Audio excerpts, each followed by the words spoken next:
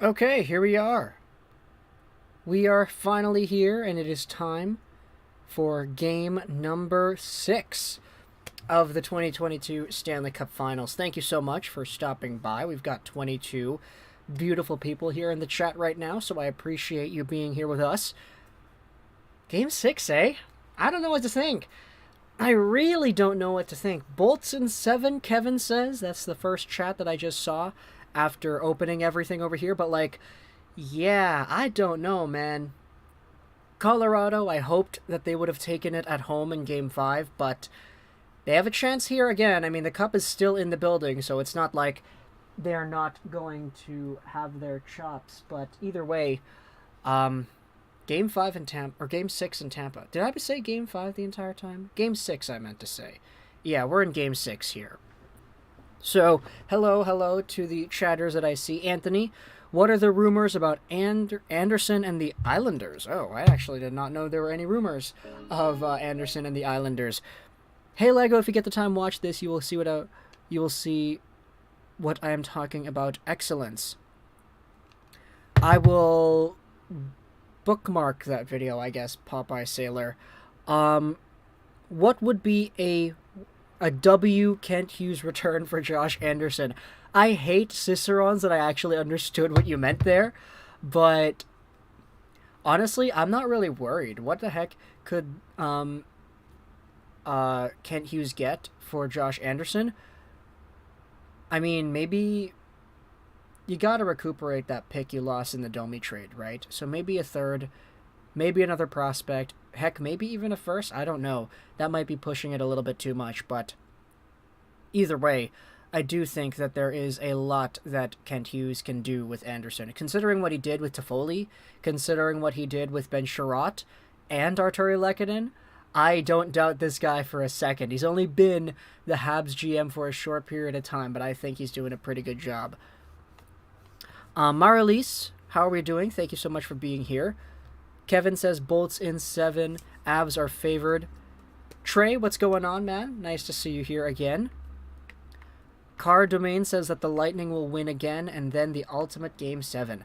I'll say this here, and I'll say it a little bit later as well, as we get more viewers, but I don't want this series to go to 7. There's hockey that I have to play on Tuesday, and I don't want to miss that. It's also the last hockey session of the year on Tuesday during that league that I play in, and so I really don't want to miss that. But if there's a Game 7, we're going to have to. So yeah, let's go Colorado, I guess. Let's go Colorado. Will this be streaming the actual game in about an hour? Floofer, the answer is no. Point is out again, Kevin says. Yeah, Point is, or apparently he's out. I mean, John Cooper said the same lineup, so I think we're going to have ourselves a similar thing.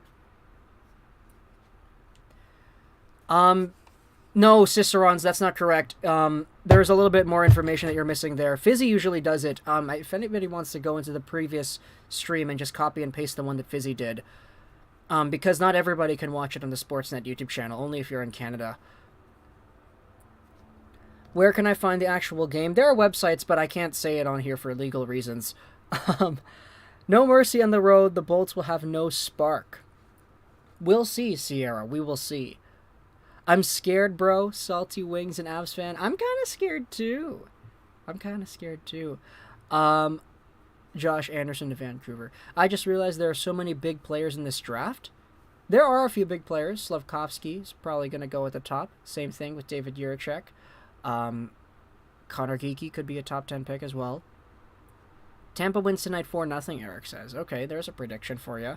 Let's see if it comes to fruition. Is there a stream online for the game? Floofer, yes, there is. But because of my position on the internet, I can't share that information to you for legal reasons. There are ways to find it. Though. I just can't be the guy that tells you where to go to get that, unfortunately. Excited for the Cutter Gauthier video. Yes, Trey, that's going to be the last Why I Want video for 2022. It's coming out next week. We do Why I Wants every weekend or every Sunday. Never let these guys back in. We will see, man. We will see. There you go, Cicerons. You got it. You got it. Thank you very much. I appreciate it. Never let these guys back in. That's kind of what Colorado did, though, man. Like, game number 5, they had an opportunity or two to take things over. They just showed the Nathan McKinnon, like, shooting it through the 5-hole of Vasilevsky but not putting it in highlight a few times. That Andre Vasilevsky, though, man, he's part of the reason why this is so difficult for Colorado. Like, they just needed one more. They just needed one more. Let's win tonight. Go Avs, McKinnon29 says. I hope you guys win, man. I hope the Avalanche and Sakic end up winning it because I don't want to miss my hockey game on Tuesday. I just don't know Connor Geeky's upside. Yeah, I mean, I think Will Scouching said it best. Like, if you're getting the best case scenario out of Connor Geeky, you're probably getting that Jordan Staal type player. Like, good at scoring points, big, not the fastest guy in the world, but capable in his own end as well.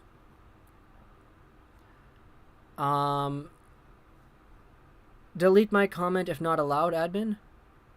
Tampa won't go down easy, so I won't be surprised if Colorado or Tampa Bay wins. Yeah, I mean, it depends. Got to give it a bit before everything goes down, eh? All of our goals are garbage goals. That is very true. The Avalanche did not score any good goals in game number 5. Lego, I love you, man. JJ, thank you so much for the kind words. I appreciate it. Anthony Gwinnett. They talked about Anderson to the Islanders for 13th overall. That's a pretty interesting idea. Yeah, that's a really interesting idea. The Avs will win it in the first period. I mean, they won previous games in the first period, so if they do that, I like that a lot, because I don't want this series to go to 7 games, but Colorado, man, they had a chance to do it at home ice. They didn't. They didn't.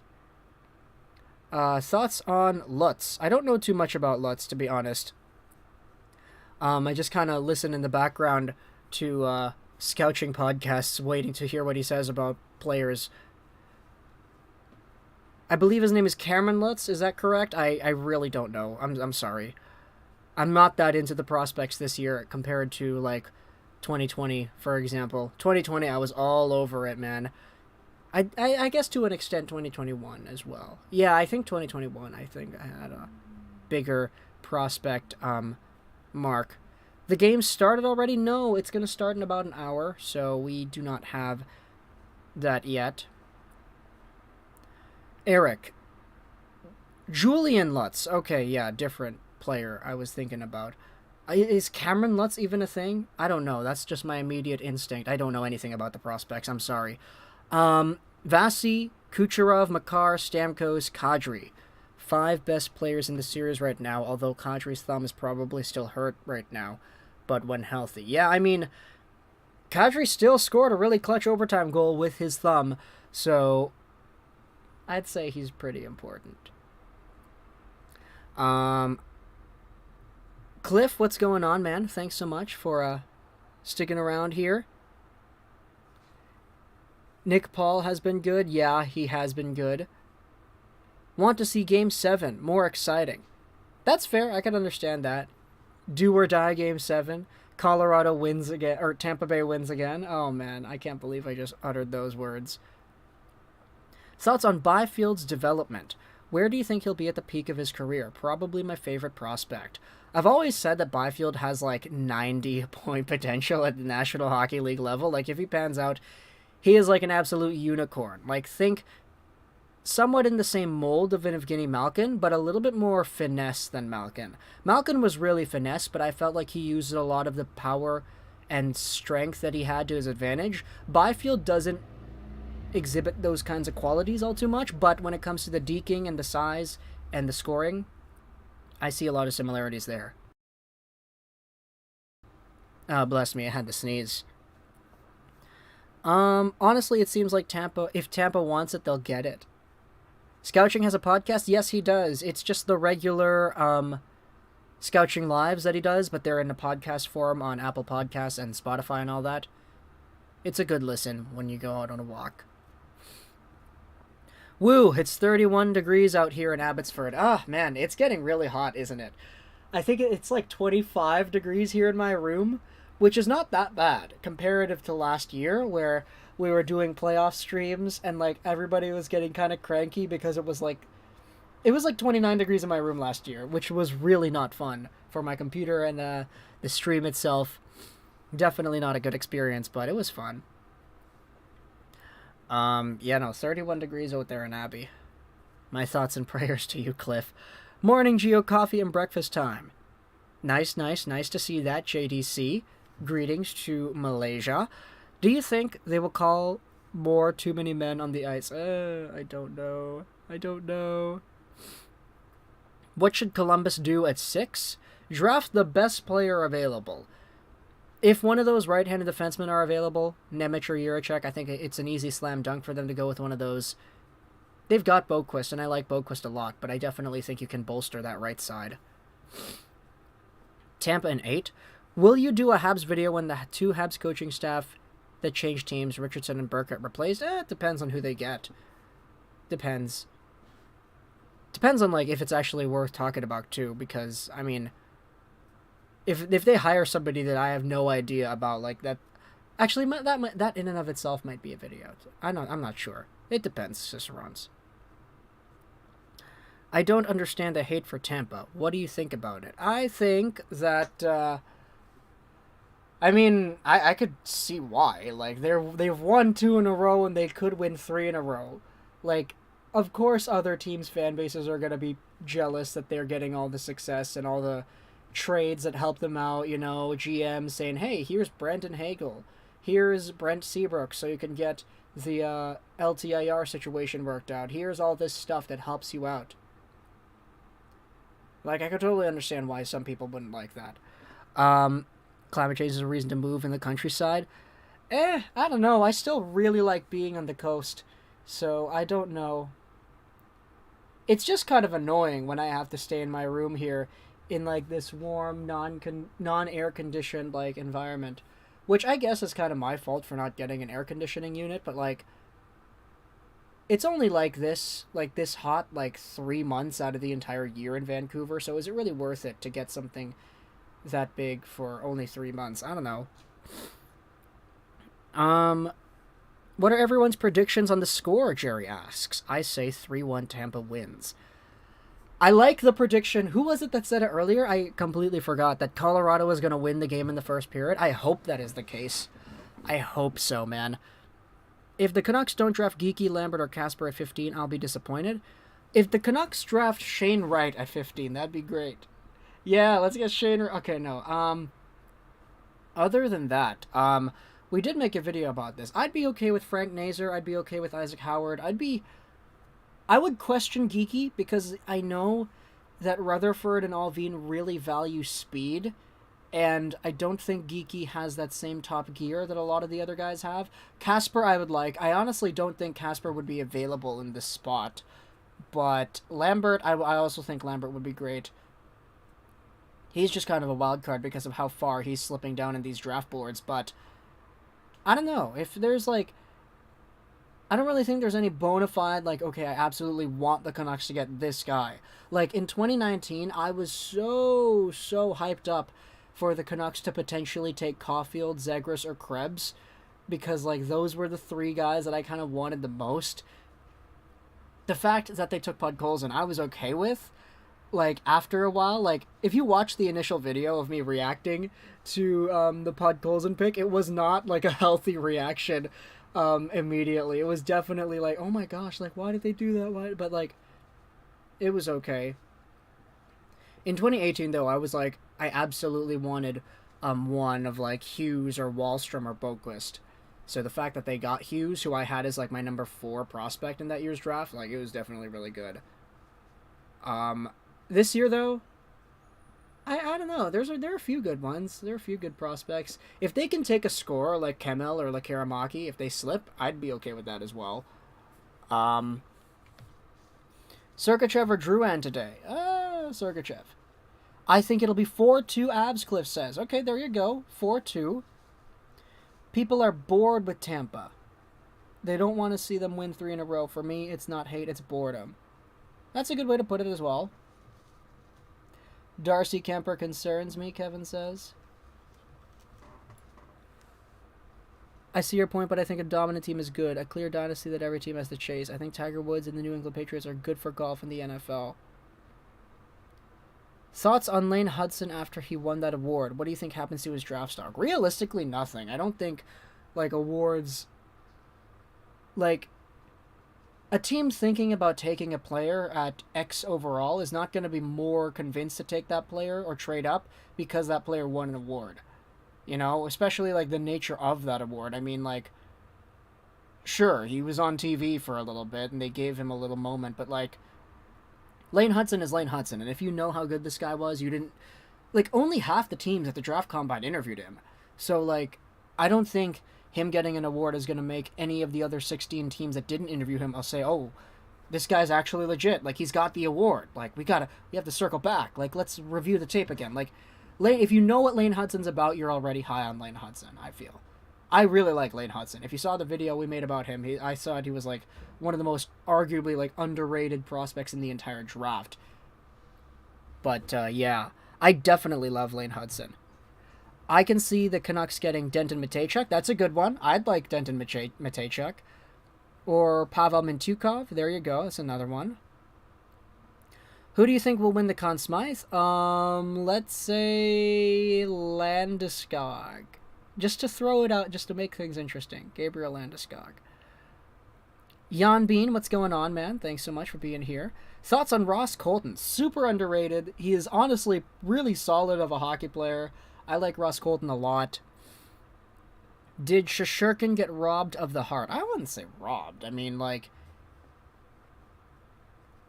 Austin Matthews getting 60 goals and 50 goals in a span of his own 50 games is definitely, good.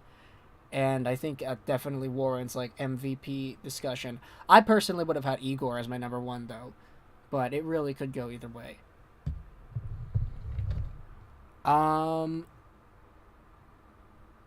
What's up, Legoat99? Thank you so much, Hype Bro, for stopping by. How are you? I hope Calgary takes Hudson. We have some good forward prospects in Dustin Wolf, so I hope Calgary picks him. Hudson is probably going to be an offensive defenseman. Yeah, those are good points, yeah. Stanley Cup is winning by a team who doesn't play at home 75% of the time. Yeah, that's how it goes, isn't it? It doesn't usually get awarded at home. Trade, Edmonton, Puljujarvi, Cassian, Fogle to San Jose for Kane, 50% retained with a $7 million contract, assuming he gets it back. Man, that's going to be so funny if Evander Kane gets the contract back.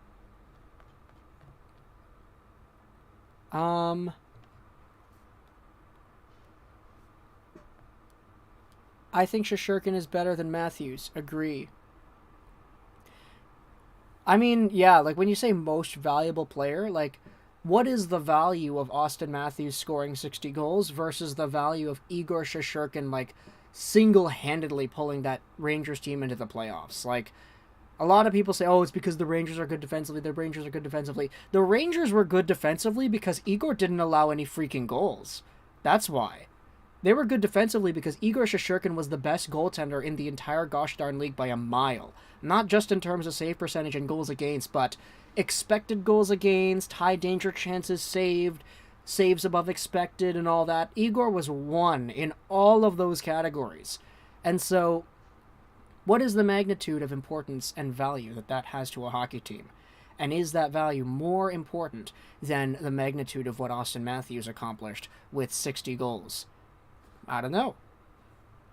That's the question right there. Your prediction, Tampa or Avs? I actually predicted the Lightning to win this series in 6 games, but I wanted Colorado to win because I don't want the Lightning to win again. But for this game, I don't know. What happens with Evander Kane and San Jose? Maybe they get him back. Who really knows? I don't know. Do you think the Canucks sign Brock long-term? I'm honestly unsure. Elliot Friedman... Okay, I'll open up with this. There were a few NHL insiders pretty much saying that Miller and Besser are both still on the block, and people are still talking about them in trade scenarios. It's just... You know how on the radio here in Sportsnet 650 and all the articles that get written about it, Everybody loves to talk about JT Miller, right? Everybody says Miller, but nobody really says Besser. Elliot Friedman went out there and said that mostly all the reporting on Miller and not Besser is done that way because people just want to pay respect to Besser and his family first, which I totally get, because it's like, you know, the guy's going through a really tough time family-wise. You don't want to go out there and just start making videos or articles about how he's going to get traded over and over again. With Miller, like, this was so expected that we just kind of are feeding off the momentum.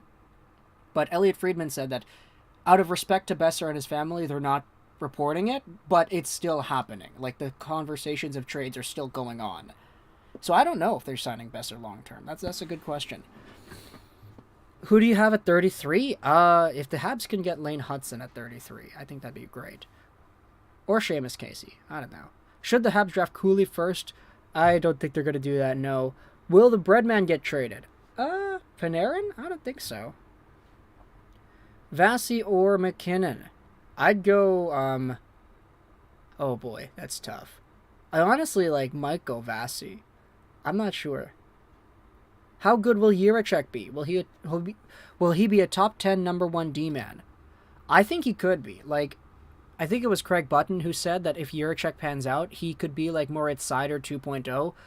And Seider is really good. Jiricek kind of has those similar qualities, like offensive creativity, point production, big physical defenseman who actually is not afraid to step up and deliver big hits. If Kane gets his contract, do you think teams will complain about him playing towards the league? I don't know. That depends. We'll see. Why do people still ask if you show the game? Yeah, I don't know, man. I don't know. Do you think the Habs draft Lambert with the second? With a second first round pick? If he's there, I would like that, but I don't know if they do it. Avs have the speed, but if Tampa played like last game with grit, that's how Tampa will win. A blue-collar game. Yeah, we'll see, man. Puljujarvi, Savoy, and a 2022 first to Vancouver for Besser. Okay, the Canucks are not trading Besser to Edmonton. That's not going to happen. And they're not getting... I like Puljujarvi, but I think Besser's a better player than Puljujarvi. I'd rather... Carter Savoy is really good, though. I love Carter Savoy. Love the vintage Nordique Sakic jersey. Thank you. We will show this off because I saw the comment about it. There you go. Look at the threads on this one with the logo. It's very beautiful. Very, very beautiful. And yeah, just in case anybody was wondering why we have this setup, neighbors' dogs are kind of going crazy. We have Dallas here. We have Montreal here. And we have Colorado, and the reason for that is because, 2020, 2021, 2022 Stanley Cup finalists against Tampa. And Sakic is here because I realized that I had a Sakic jersey in my closet, and Sakic is the guy who kind of built these guys. Can you see that? There you go, these guys. So, yeah, lots of good stuff. Lots of good stuff. Lego, hear me out, Cole says. Trade Miller to whoever for good assets and then sign Forsberg long-term, and that would be ideal. Jim and Patrick love to have Swedes. I think that would be ideal. It's just the Canucks are going to have to convince these top free agents to come to their team, which they did with Kuzmenko, but we'll see if they're able to do it with anybody else. How will San Jose have to take Kane back? So will they pay all the money? Yeah, so the thing is, when Kane's contract was terminated initially from the San Jose Sharks, they filed a grievance on that, I believe. I don't know if that's the right terminology, but pretty much the Evander Kane party went to the governing bodies of the NHL and they said, hey, we feel like the reason that San Jose terminated the contract is unfair. Can you investigate this? And now, after the guy became a quote-unquote free agent, he signed with Edmonton, he played a little bit, he scored some goals in the playoffs, but now, if those, decision makers come back and they say, oh, sorry, San Jose, the Evander Kane party is correct. You actually terminated his contract by means that are not allowed. Then Evander Kane actually would go back to San Jose and the contract would be reinstated. So, that's kind of the thing that everybody... Elliot Friedman brought it up first on, I believe it was the radio, but... or was it his own show? 32 Thoughts Podcast, I forgot. As a Flames fan, I like seeing the Canucks lose, but I hate seeing Brock have a down year like that. Makes me sick to think about what he went through, and best wishes for him. Yeah, for sure, man. I think a lot of Canucks fans agree that if Brock was just, well.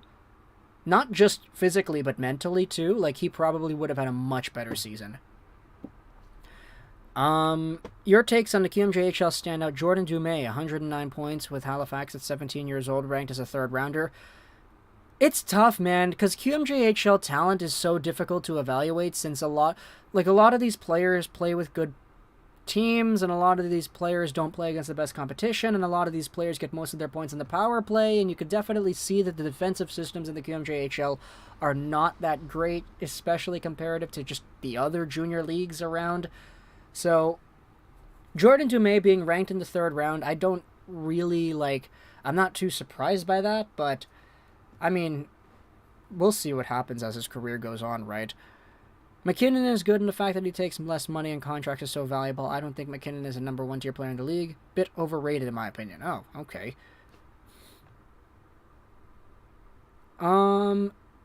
Thoughts on the Leafs? Leafs are cool. Let's scroll down here to the chat at the bottom. What number is the Habs jersey? It's a blank. I got this at the thrift store for, I believe it was $10. It's a vintage CCM jersey. Do you think Cousins can get 70-ish points? I think he can. I think maybe in the career year, Cousins could get 70 points. I think he's more of a maxing out at 50, 60-ish kind of guy. Maybe he gets 70 once. Oh, wow, look at that. Jared Chocho is from Uruguay. That's great. I want to see 7 games this finals. We'll see if they get it, man. Thanks for coming out here. Start bench cut. Okay. We did so many start bench cuts last video. I got so annoyed.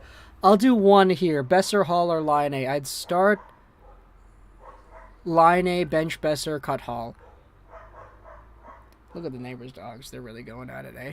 QMJHL is weird. So did all the points Evander Kane score with Edmonton will count if San Jose takes back Kane? Oh, they'll count. Kane still played. He still played, and he had numbers, and he produced points, etc. It's just the contract situation is why they had a whole bunch of discrepancy there.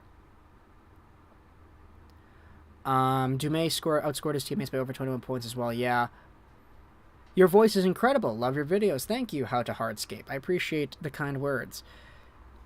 You should do another video about Forsberg potentially coming to Vancouver after they trade Miller, especially because they could get Forsberg for cheaper, and it is very realistic. I mean, if an NHL insider goes out there and says it, then we'll have a reason to make a video about it.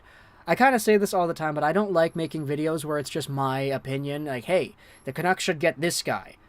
The Red Wings should trade that guy.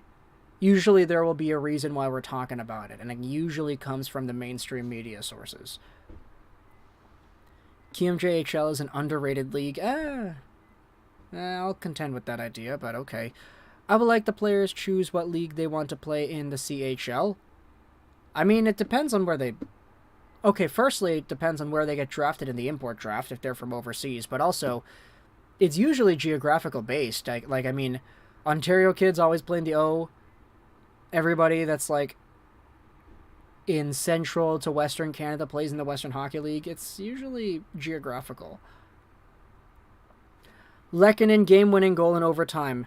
Oh, that'd be amazing. Let's see Lecky get on the board there, baby. Do you think John Gibson will be traded this offseason? If so, where to? I honestly don't think so. I don't think it's going to happen, man. Mark Spector, everybody's talking about it, but I don't think it's going to go down that way. I don't know. Corey Perry's Curse or Patty Maroon Dynasty? Let's go Patty Maroon Dynasty. Broberg, Bourgault, Holloway, and 2 firsts for Chychrun. That is a huge overpayment for Jacob Chychrun.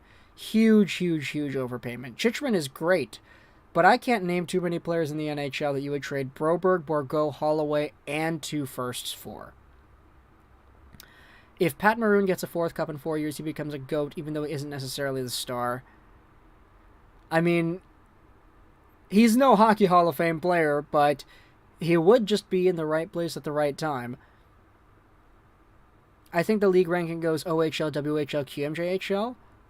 I feel like in previous years I would have agreed, but I think the WHL has taken a big leap in terms of difficulty. A lot of the it's kind of interesting because, like, those guys are a lot more... I feel like it's a lot more defensively inclined in the WHL. Like, top-end talent, I feel like you can find that in the O and the Dub pretty equally, but as the WHL is going on, I mean, like, next year, they have so many potential top 15 picks in the draft. Like, it's going to be really nice seeing the WHL doing what they're doing, especially with Connor Bedard over there, too. Who do you think the Oilers should get as a starter? Gibson? I mean, apparently they're going after Hughes, so we'll see. Giroux and Hoffman play in the queue, and they're from Ontario. Gibson to Oilers would be a good fit. I mean, the question is whether or not he has Edmonton on his no-trade list. Ken Holland, you wanted me to get him for free? I thought I would add Bouchard too, and even then I thought it was a steal of a deal.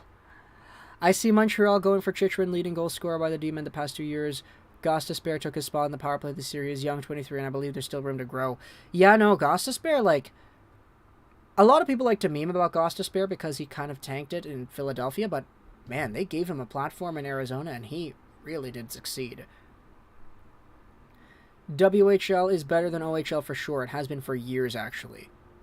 Okay, there you go. That's not just me formulating that idea randomly. I definitely, like, there's a lot to like about the Dub, I feel. Does Holloway get traded this offseason? I don't think so. Chychrun to LA for Turcotte, a prospect, and a pick.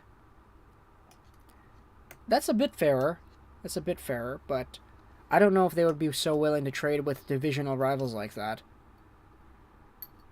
Zadorov for Makar? Okay, that's funny. Also, hi, what's going on, Spartan? How are we doing? Thanks so much for stopping by. We've got 76 beautiful people here in the chat. Thank you so much for hanging out with us here. Really appreciate it. Arizona is in the Central now, though. Oh, yeah, that's true. I completely forgot. That's a good point, yeah. OHL makes more stars in the NHL than the WHL. Historically, yeah, but I think just for right now, the Dub is a bit more difficult to play in. And I think that players that succeed in the Dub right now are a bit more impressive.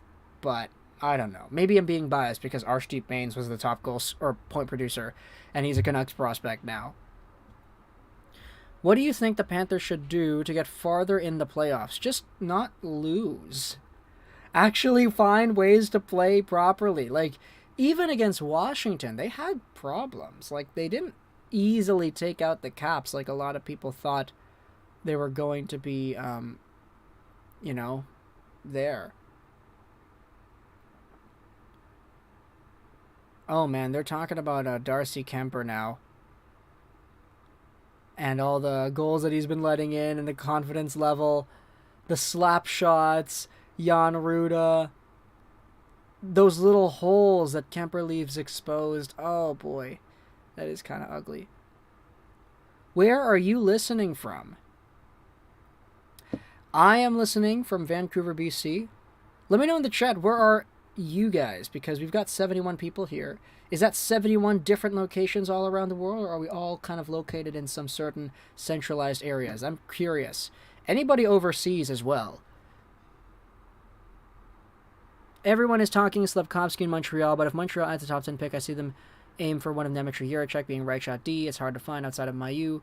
Montreal lacks right side D. Yes, they do. They do lack right side D. I'm from the West, and I love the WHL, but those Ontario kids are so skilled. I grew up in the early 2000s, so I always see the WHL as the league with the most toughness and most fights. That's kind of what I was thinking about, too, right? Like, not, like, necessarily caliber of talent, but, like, difficulty in playing against, right? Oh, there you go. We're getting these. Okay. Edmonton, Alberta. Prince Rupert, that's a good one. Montreal, best Alberta city, Calgary, Surrey, BC, Port Alberni, Vancouver Island, that's cool. Lots of Vancouver folk over here, that's nice. Greeley, Colorado, there you go. Hello, across the border. Michigan bruvs, nice. Nice. Gotta rep the Michigan boys for sure. Surrey, if you read this, you're obligated to play one game of Fortnite duos. I don't play Fortnite, unfortunately. Sasky, Tampa Bay guy, is in there. Colorado Springs, Michigan, or Colorado, got Michigan, Montreal, Calgary, Northeastern Oklahoma. Okay, that's probably the most different one that we've seen so far. Penticton, Prince George. There you go. There you go. Do you think Bobrovsky gets traded in a year or two if the Panthers don't improve? The Oilers make a move on him. I mean, it depends on if they're willing to take on that contract. That's a lot of money for a goaltender that wasn't really like, Vezina caliber.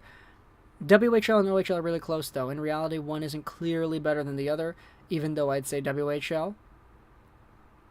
John Wayne says, out west, the players tend to be big boys compared to the Eastern Canada, but Ontario is definitely up there in quality. Yeah, that's a fair point. That's a fair point. Shell, then? We'll do a World of Shell game. I really don't play World of Shell either, man. WHL is definitely better this year, but I was talking all-time. Okay, yeah, if it's all-time, like, OHL, like, you can't really argue with the talent that the OHL has produced, historically speaking.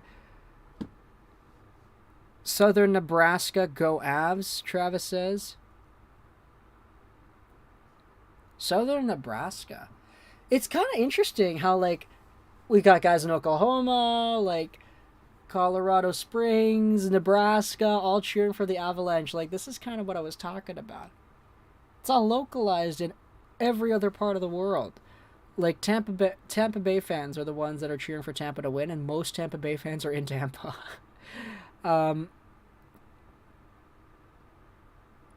Leo Lego, who do you got winning today? I have no idea, man. I have no idea. It's going to be tough. Just like, I hope that that individual prediction was correct. That, like, Colorado is going to win this game in the first period. I hope, man. I really do hope. All right. Let's see what else is here. I heard the Panthers shopping Bobrovsky and willing to retain up to half the salary. So I see. Oh yeah, if they're willing to retain salary, that's going to be great for them. How good do you think Ryan Fanti will be? Is he the goalie? I don't know too much about prospects aside from the Canucks guys and the Canadiens guys, but Ryan Fanti, I believe, is Minnesota Duluth. Edmonton signee, is that correct? I'm not too sure. Hunter Height. That's one that I'm going to have to Google. Hunter Height. Okay. Draft eligible prospect. Center out of the Barrie Colts. I don't know anything about this guy, to be honest. So, yeah, salty Abs and Wings fan. I apologize. I kind of just learn as I go with these prospects here. The Avalanche deserve it this year, in my opinion. I kind of agree. I kind of agree. Or, excuse me, Adorel. Thoughts on Hamilton versus St. John in the finals? It is wild, man. These Memorial Cup games, dude. Caden Gooley, Arbor Jakai, lots of good stuff for Canadiens fans. I'm in Malaysia, go Bolts. Alaska here, Wolf Girl says, cheering Avs, but I'm on a bandwagon fan because my team is the Canucks. Always will be. You have a good favorite team. Just kidding. Your favorite team kind of sucks. And it's also kind of whack because it's my favorite team as well. Yeah. Ovi's the greatest soccer goal scorer of all time. Make a video on Cole Iserman. Podkolzin with the new free agent from the KHL, potentially good duo. What do you think? I think it'd be good to try it. Like, let's see what those two ska teammates have in the tank together. Who's the better Savoy brother? I think Matthew has a higher ceiling, but Carter definitely is not a slouch. You could tell the Avs let the nerves get to them in Game 5. Sloppy puck handling and lots of shots that... wow. Come on, mods. We didn't have anybody ban that bot yet? Do we have any mods in here? Come on, okay. You could tell the Avs let the nerves get to them, yeah. I'm surprised. We didn't have any mods block that one. Okay. Do you think it's going to be a blowout? I don't think so. I think it's too far into the series to have any blowouts. But then again, Boston defeated Vancouver with several blowout games in 2011, so maybe I'm not really in a position to say that. I'm not sure. Really shocked that Edmonton is out. Kucherov is my favorite to watch. He's so creative. He is, man. He is. At least I'll admit I'm a bandwagon fan, though. Yeah, me too. Me too. Colorado is so underestimated. They have 5 top 5 picks in their top 8, and Girard, Taves, and Manson on top of that. Yeah, they're very, very good. Very good. The Russian connection. James, please refer to the pinned comment on the top of the stream here. I thought Byram had a great game. Yeah, Byram did. Like, I was noticing Byram a lot more as that game went on. So, very good for him. McDavid is still the point leaders in playoffs. Yeah. Miroshnichenko, I could see the Canucks drafting him with Pods and have a new signee from the KHL. I wouldn't be upset. Podkolzin, Miroshnichenko, and Kuzmenko. That'd be great. It's just like, we just have to hope that Miroshnichenko recovers properly because the guy got cancer. Colorado better not choke this game. I gotta take a plane to Newfoundland in 2 days and I want to watch the game winner. Me too, Spartan. At the last part. No, I'm not going to Newfoundland, but yeah. McDavid is still the point leader in the playoffs. It is crazy. Yes, it is still crazy. Edmonton has a lot of hotels, to be honest. Holes. Okay, I misread that. Wow. Holes, not hotels. D and goalie. Sorry, I meant the Oil Kings, not the Oilers. Oh, I see, I see. It's always the same bot. It actually isn't Hypero out of nowhere. It's different YouTube accounts each time. That's why they keep on coming back. Because if you go to my hidden list, like all the users that we've hidden on the channel, like you'll see like 15 of those same username, profile picture accounts. It's a different account every time. That's why they keep on popping up. If Edmonton does not improve this year, does McDavid leave? I hope so. Miroshnichenko, outside his health concerns that are now stabilized, he's a top 10 talent. Eyes closed. I see a team drafting him in the first, if not at Montreal number 33rd. Yeah, I mean, I think Miroshnichenko, like, everything goes right. He is a top 6, potentially elite forward. So, I definitely do think that he's got a good NHL ceiling. How about that Jack Eichel? How about that Jack Eichel Popeye Sailor? He's pretty good with Vegas. I mean, there was never any doubt that Eichel was a talented player. What league has the most memorable cup? Honestly, I might just go bias and say the Stanley Cup is the most memorable in terms of, like, overall design. I've seen many hockey podcasts and those sites get shared at some point, yeah. Do you see Besser, Miller, and Garland being traded by the deadline? I see Miller being traded potentially in this offseason. Maybe the same for Besser, maybe the same for Garland. I think 1 year from now, the team looks so different. The team is going to look way different. McDavid for Matthews, 1-for-1. Okay, they're not going to go out there doing that.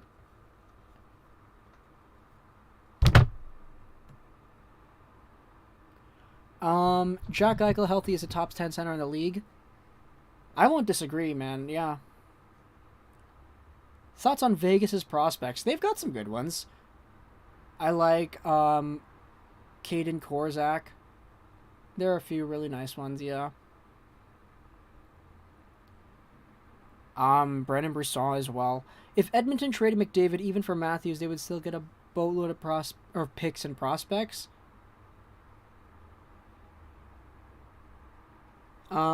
Do you think the Avs have a better forward line?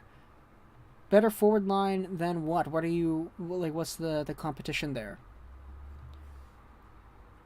How much of the bottom 6 stays for the Canucks next year? I'm not sure. Who is even in the Canucks bottom 6 to end off this year? Oh boy. That's a difficult question. I mean, we'll see what Rutherford and Alvin do with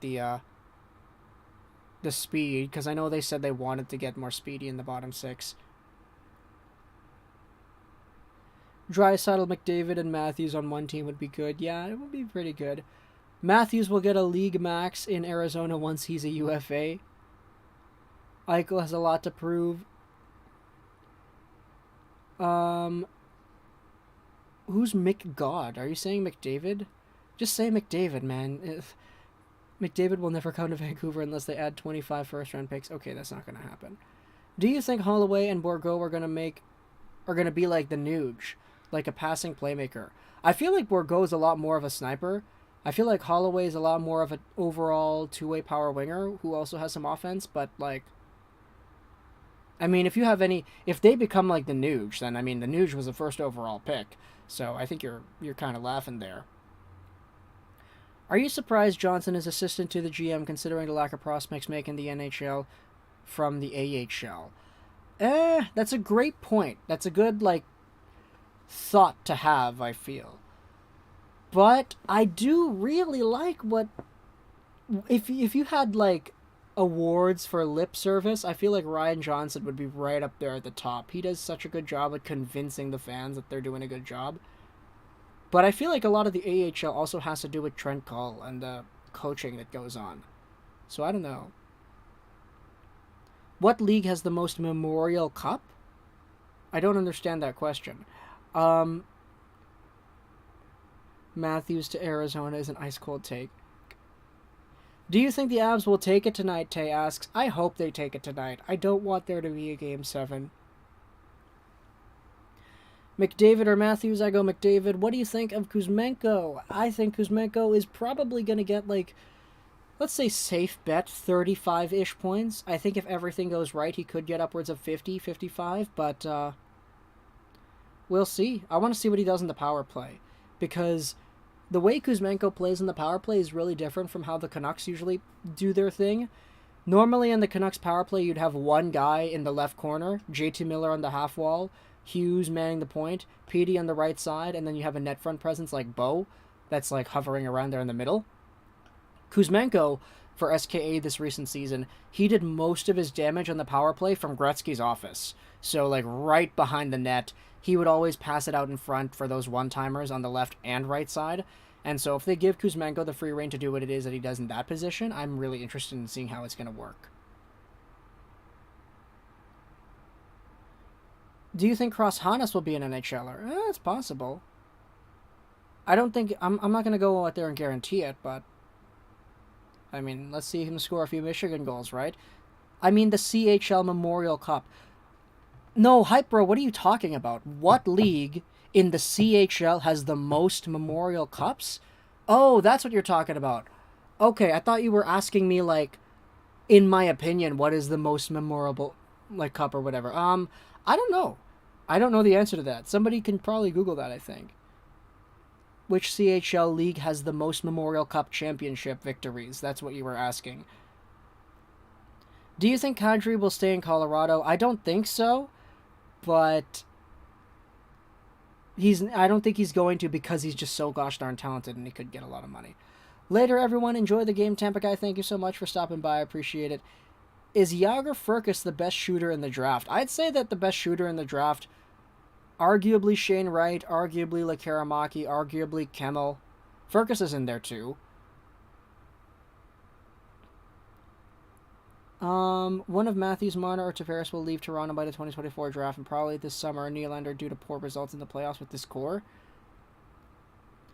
I mean, Nylander has been one of the better producing Leafs in the playoffs the past few years, but I get what you're saying. Gretzky liked that spot so much they should have put an office chair and a desk behind the net when he played. Yeah.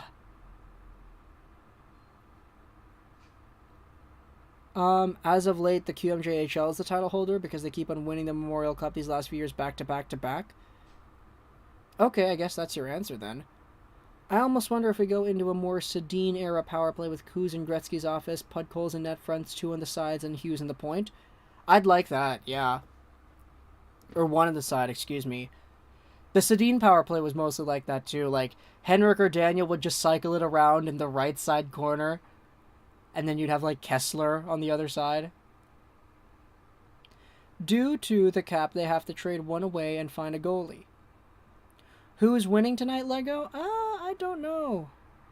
I hope Colorado wins. Oh, wow. So Colorado actually has higher odds at winning today on the money line. Okay. Odds makers, interesting. Why are they both negative? Okay, I see. Due to the cap, they have to trade one away and find a goalie. Pretty much. Campbell is asking for $6 million. Yeah, he is asking for $6 million. Honestly, I feel like it's a fair request from his point. I mean, he's 30 years old. He's not real, like, this contract that he signs might be the biggest, most valuable monetary contract he ever gets in his life. So I can understand him, like, wanting to get it.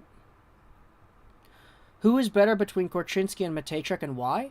I feel like Korchinski is a lot more projectable at the NHL level. Like, he's a dynamic offensive defenseman that does a lot of really good things with the puck. Like, he does a lot of fakes. He opens up lanes and space very well. Denton Matejchuk is a lot more unique in that the way he creates offense, he is just all over the zone, shoveling the puck left and right. Like, he is such an interesting type of player that I feel like Korchinski is just a lot more easy to predict. Like, it's a lot easier to watch Korchinski and say, okay, that guy's going to be this at the NHL level. For Denton Matejchuk, it's like, okay, you're doing some really good things, but I don't think you're going to be able to play the NHL game the way that you play in the WHL. You know, like, I think Korchinski's game is just a lot more projectable towards higher levels of play.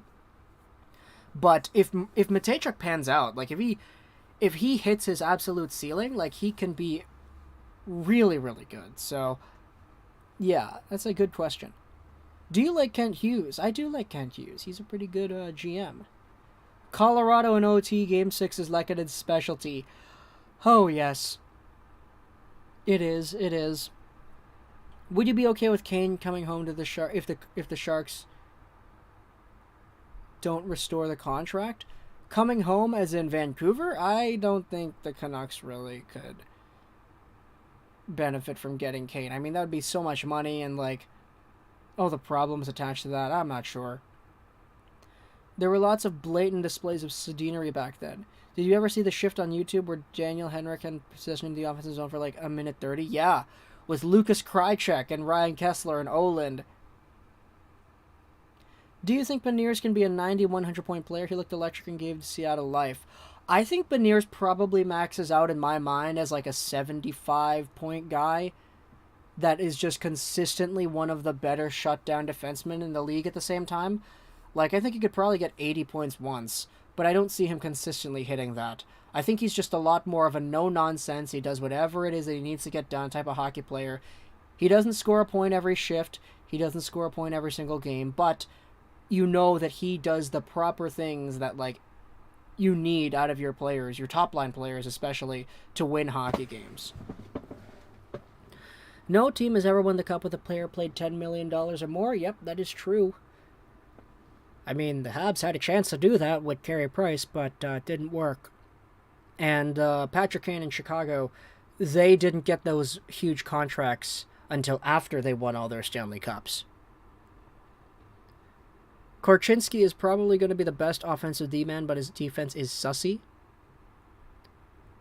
I mean, there's still Nemec and Juracek out there, too. They've got point-producing potential as well, but we'll see. Do you think if McDavid, Matthews, Marner, and Fleury in his prime would be an overpowered team? Yeah. Yeah, of course. I think Hughes' ceiling will probably be 80 points, but you never know. You're talking about Jack Hughes. I feel like Jack Hughes, like, honestly, I think it was Cam Robinson who said that Jack Hughes had, like, 60-point potential in his rookie year. And then he really disappointed. I honestly would not be surprised if Hughes comes away with the NHL. If Jack Hughes leaves the NHL with multiple 100-point seasons, I honestly would not be surprised. Like, you don't get compared to Patrick Kane and all that, like, and not be that great. I mean, 80 points is good, but I think he's got a lot more than that. If you're talking about Quinn, though, I mean, I'd say Quinn's probably around that mark as well. 75, 80. Other than replacing Cheveldayoff, how do you improve the Jets? I don't know, dude. All your players want to leave. all your players are kind of just like, they don't show up in the prime moments. It sucks. Like, I feel really bad for Winnipeg fans, man. Pavel Mintyukov from the OHL is the best offensive D-man in the draft with 17 goals this year. Yeah, he's got a shot, eh? I think Nemec and Jiricek are going to be flat out the best. Yeah. Would the Canucks get more value in a Besser trade if they sign him to 1 year at 7.5 but then retain half at the deadline? That's a good question. I don't know. I mean, it depends on what the team that they're trading him to wants, right? So, should the Canucks try and move up in the draft, Jiricek and a prospect at 6 with Miller? I mean, the Canucks could use a player like that. Jiricek. No, wait, what is this graphic package they have here for the game? Oh, it's a Tampa, Florida retro wave kind of thing. That is so cool. Sportsnet, man, you're really stepping up your presentation. I like that. Let's go, Avs. We're in it to win it, John Joseph says. I'm considering moving to upstate New York, and if so, I want to go to Comets games. That's cool. You can see Alexander Holtz doing his thing. Dubois said he won't sign long-term in Winnipeg. If I'm Montreal, I go get him to be on the wing of Caulfield and Suzuki. The thing is, though, we talked about this with the Dubois video, but, like, Pierre-Luc Dubois requested a trade from his QMJHL team. He didn't want to play for Columbus, and now he's saying to Winnipeg that he also wants to test for agency. Like, at what point is it, like, this guy is always asking to leave? He never is, like, in a place where he's happy. And it's kind of funny because the video that we made about Dubois, where I was, like, kind of really harsh on the guy, that was uploaded on his birthday, too. So, happy birthday, Pierre-Luc Dubois. I agree. Winnipeg should hand out paper bags to the fans. Can Columbus make the playoffs if Johnson and Sfozo play along with another year of Sillinger? Can't forget Laine, and hopefully Elvis comes back too. Sfozo, I mean, I don't really see Stanislav Sfozo, like, becoming, like, right away, like, the reason they make the playoffs. Like, he's good, but I think he still has a little bit more to go through before he becomes, like, that level at the NHL. Kent Johnson, though, I mean, if he can have, like, a Trevor Zegras-like impact, which I definitely think is possible, I think you got a gem out of him. Laine, hopefully Elvis comes back, yeah. Bring back the glow puck. What Habs have to give up to get PLD, and what AAV for PLD? I don't know. I'm not sure, though. PLD for Drouin? I don't think the Jets are trading for Jonathan Drouin. Matthew Tkachuk might be moved also. He'd be perfect with Suzuki and Caulfield. Man, it's, Suzuki Caulfield. When it comes to Dubois, if you're going to cry about it, you better be good. Buddy was on the 4th line in the playoffs last year. Also, it's like, you remember Pierre-Luc Dubois' like last few shifts in Columbus where he just absolutely gave up and stopped back-checking? Like, that does not bode well at all. It really doesn't. Dubois looking at the cap going up. In my honest opinion, his comments are cash, not team-related. PLD or Jesse Puljujarvi? Yeah, you go PLD. He's a better player. What are your thoughts on the NHL allowing teams to put sponsors on jerseys next season? I mean, I get that a lot of people are frustrated. I personally don't really care. Like, I mean, jerseys are jerseys, hockey is hockey, and a lot of people, it ruins the sacred nature of the jersey and everything. I don't really see it that way. For Dubois, I would offer Dvorak, Norlinder, and Struble and a late first. Wow, that is a lot. That's a lot.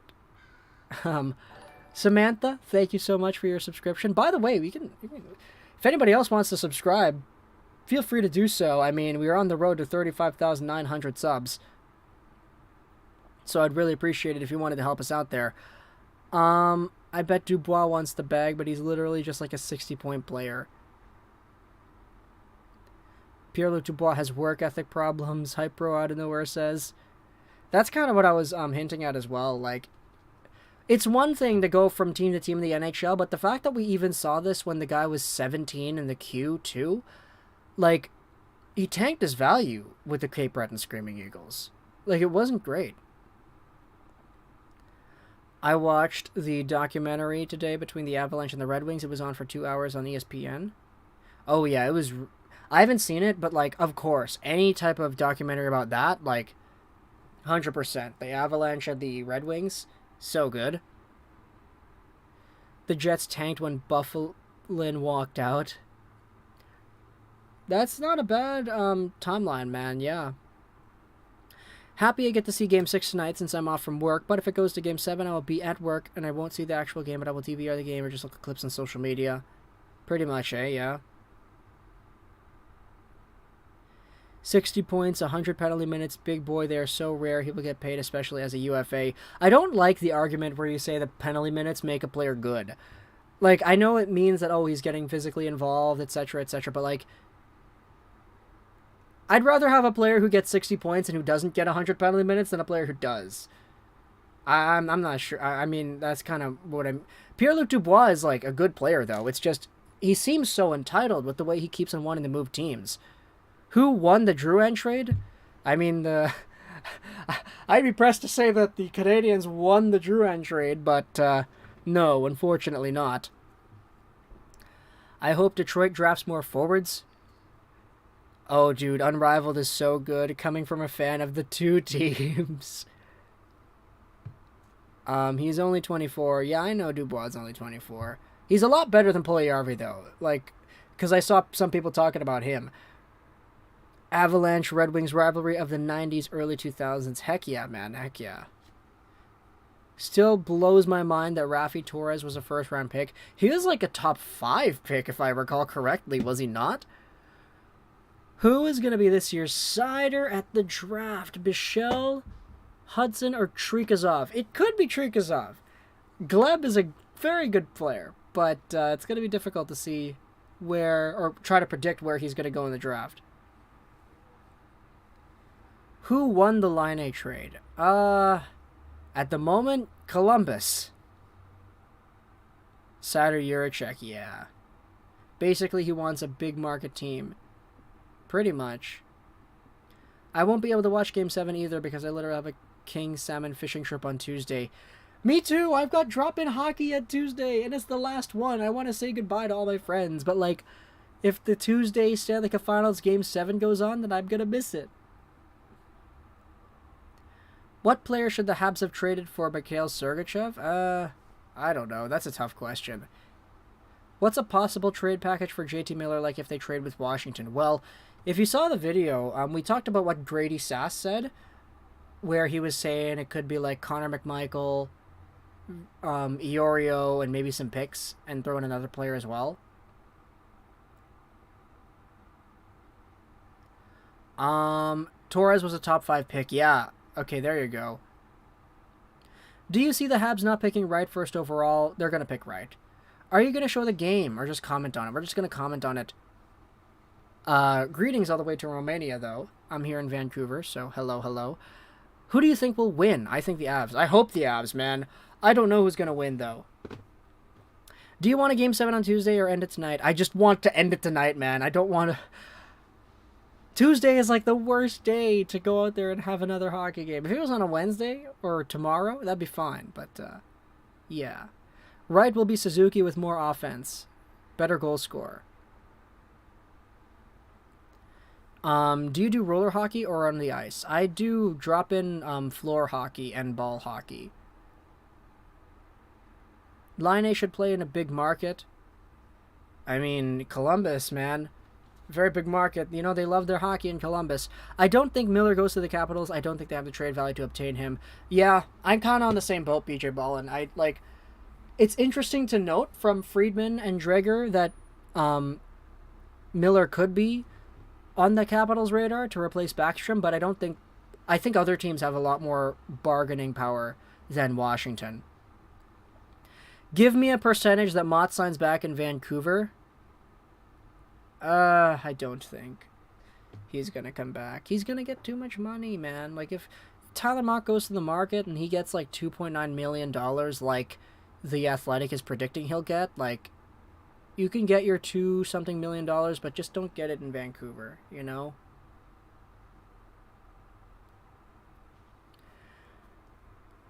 Can you see Turcotte getting dealt considering the Kings' organizational depth at center? I can see him, yeah, getting dealt. Especially since his development has not been the best either.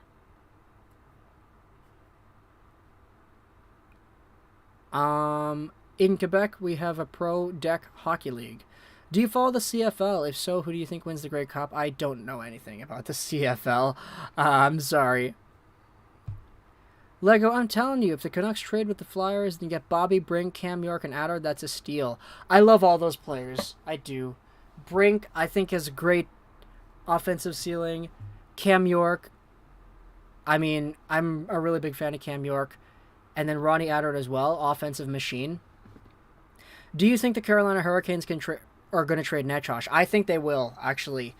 I think they will. It's going to be difficult to find a partner that can retain the guy and the amount of money that he'll ask for as an RFA, but I do think that Netchosh might have played his last few days in Carolina. Do you see the fan reaction when they draft KK? I think 80 to 90% of fans will be bad if they don't take Wright. Yeah, well, they're not going to not take Wright. They're taking Wright. It's not even going to like be a topic of debate. They're taking Wright. Mott isn't worth $2.9 million in my opinion. Yeah, I agree, BJ Ballin. Like, if you get Tyler Mott for like 1.5-ish, like, that's a steal. It's just, yeah, the guy's going to ask for money, which is his right, but bro, Mott deserves it, and he deserves to go somewhere that will make a deep playoff run. I mean, yeah, like, Mott himself deserves the money. It's just, he's not a $3 million player. Like, he's good he's like an elite fourth liner, but fourth liners, if you're getting paid, if you're paying your fourth liners $2.9 million, like, you're probably not in the best spot. Ethan Bear is a possible player that the Canucks need because he's a D-man. Should the Habs have taken York? Oh my gosh. The Habs could not have taken York because York was taken earlier. Mott is better than Matthews in my heart. Yeah, same. I really don't see Gaudreau going to Philly, maybe New Jersey. Opinion on the Wings grabbing Lambert? I wouldn't disagree with that. I'd like the Wings getting Lambert. I don't think JT would go to Philly. I don't think he likes Torts. Otherwise, I don't see the Rangers trading him in 2015 and building around him.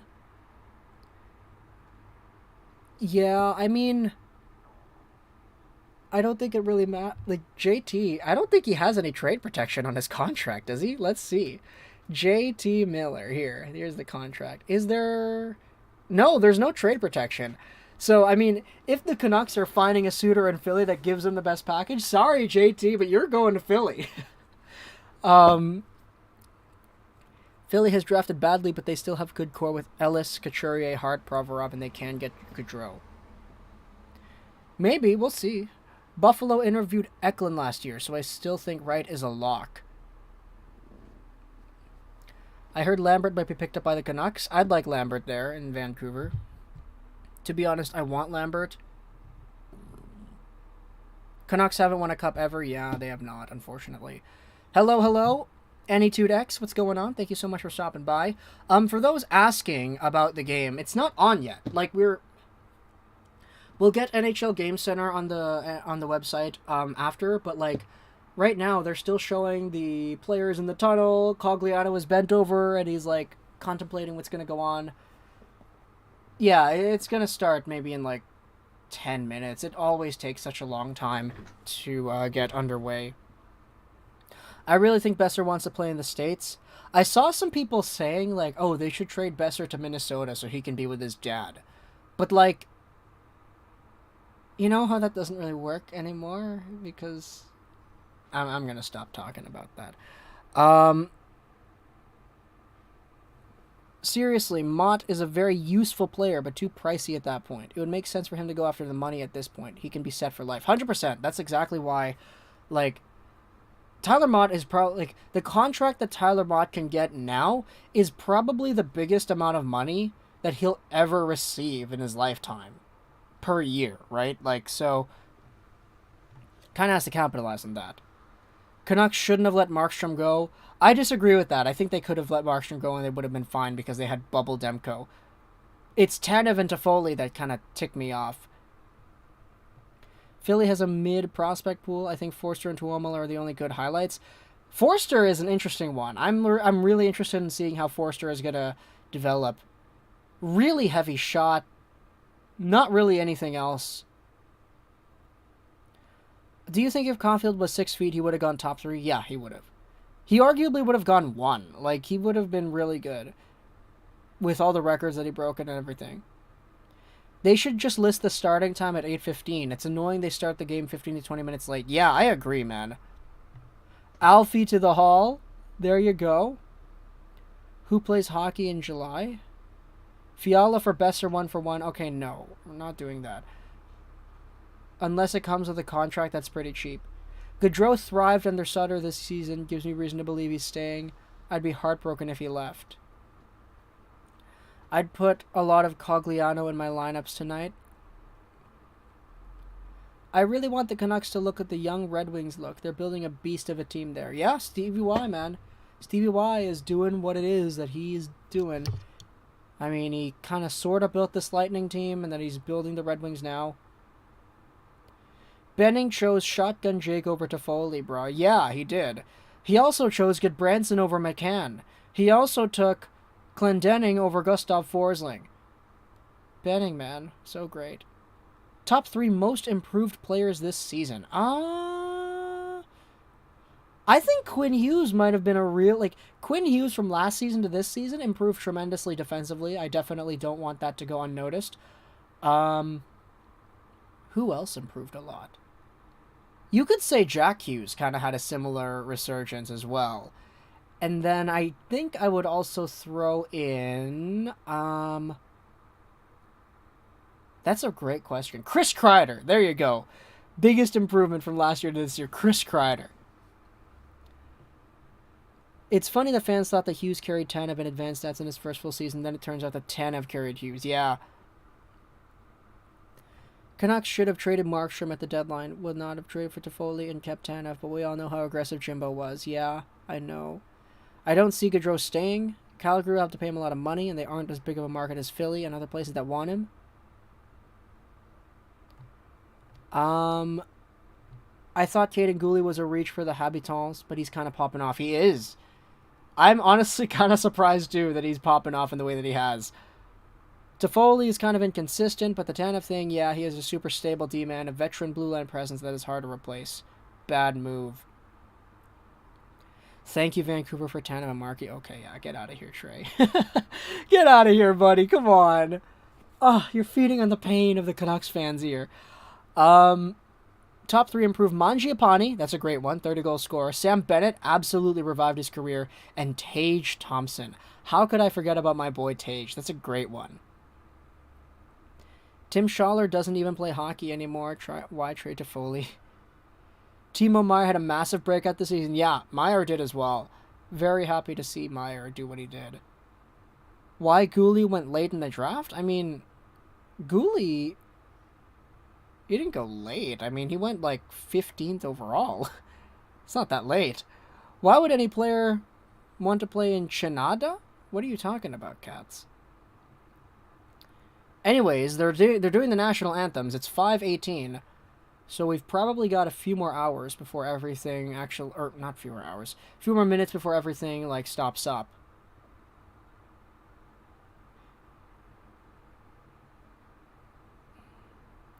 Imagine JT Miller for Tage Thompson. That would be really interesting, but there's no way Buffalo would ever think about doing that.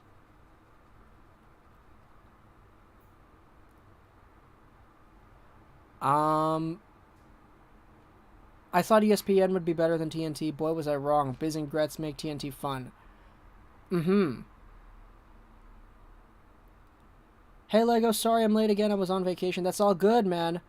Valdemar, what's going on? Thank you so much for stopping by here, too. Alright, so, let's get the Game Center going on here. So, we have everything that we need. Let's get the NHL thing here. There you go. We will change the size of the video. There we go. And then hopefully we're actually able to get the game center going on here. A few hours low-key, not a reach. All right, here we go. Let's keep things here and get this game underway. Right now, we are at 1954, 53, 52, 51 of the game, and Nathan MacKinnon, two beautiful opportunities kicking things off right here. Tampa Bay has to hold on early as they start things out with a long pass into Darcy Kemper's trapezoid. Looks like we have a penalty right away, though. Oh my gosh, is that Nathan MacKinnon? MacKinnon is going to the box like 20 seconds in for interference? Oh no. Can I see what happened there? Where's Nathan MacKinnon? Okay, here. MacKinnon is skating in the neutral zone, or in the Tampa zone. No, wait, that's just the scoring chance. Why did the referee stop the play? Oh, it's Makar! Oh, no! Cale Makar is in the box 23 seconds into the game for interference? Oh, man, okay. Tampa power play. Here's Corey Perry, down low. The man in the trapezoid could not take it. Colorado gets it to the line, not out, held in Kucherov. Now here's a dump out attempt by Helm. It goes all the way down. Oh my gosh, what a way to start off this game. All right, I'll catch up on the chat a little bit later here, but Colorado is now on the penalty kill. 1901, 0, 1859, 58, 57, 56, 55, 54, 53. There's our synchronization if anybody wants to align everything. Here's Corey Perry, who sends it in deep. It's into the Colorado corner, back to the blue line. A long drive. That one goes wide of the goal. Picked up here, O'Connor. He tries to send it down.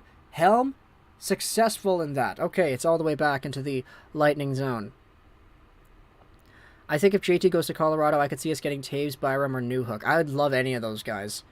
They're very good players. Do you think the Habs can get both Wright and Slavkovsky via trade? It depends.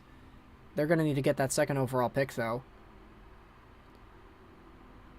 Tampa plays it back to the right point. Here's Patty Maroon.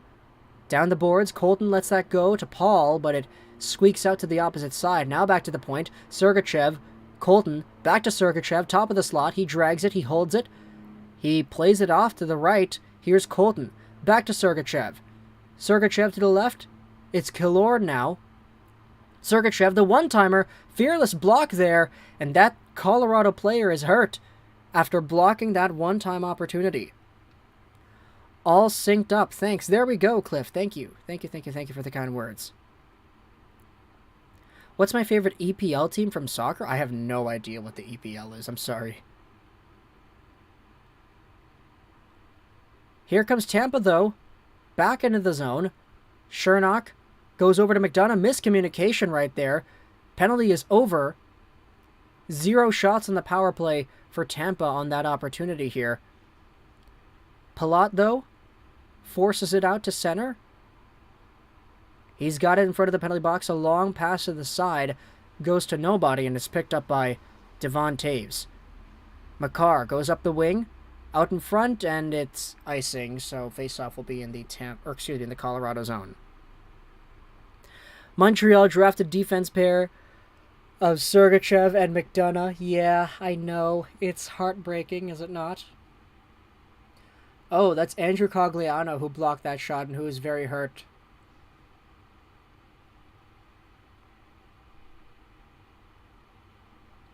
Name a better pair than Tampa in interference power plays? I don't know. Here's Kucherov with a shot. Blocked. Another opportunity off the end-board glass. It squeaks back to Killorn. He finds Kucherov with a one-time drive, and that was stopped up by Kemper and covered. Colorado looks uptight and nervous. They aren't showing any emotion. That's the tail of the tape there, isn't it? For Colorado.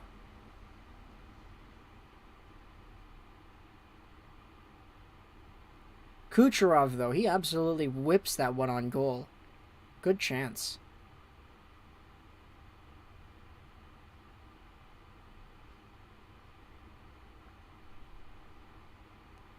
Face off to the left of Darcy Kuemper. 16:49 to go here in the first period. Looks like somebody is going to get waved out. But we can't see it because it's focused on Cale Makar's face, the camera. Toews will chip it off the boards and out to the Tampa blue line. It's picked up there and sent ahead. Palat into the middle. Stamkos. Drop pass for Kucherov. He wasn't expecting it. Picked up on a second attempt by Palat. Now it's taken over. Here's McKinnon. Trying to get by the back check. Ooh, McKinnon gets hit up high there.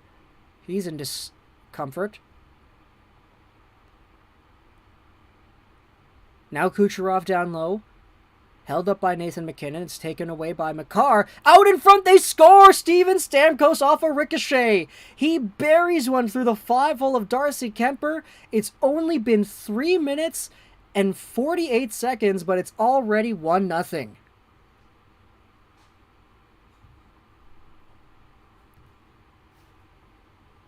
That's a bad play from Colorado in their own end, man. You can't be that irresponsible with the puck. Oh, boy. Kucherov was down low. They couldn't really get it. It goes off a skate. It goes off Makar, and then it bounces in front to Stamkos right there, and he 5-holes it. Bad play all around. Palat kicks that one to Stamkos. He totally did not mean to do that, but he did it anyway. Steven Stamkos, man, getting on the board. Terrible goal, but it's 1-0 Tampa Bay at home.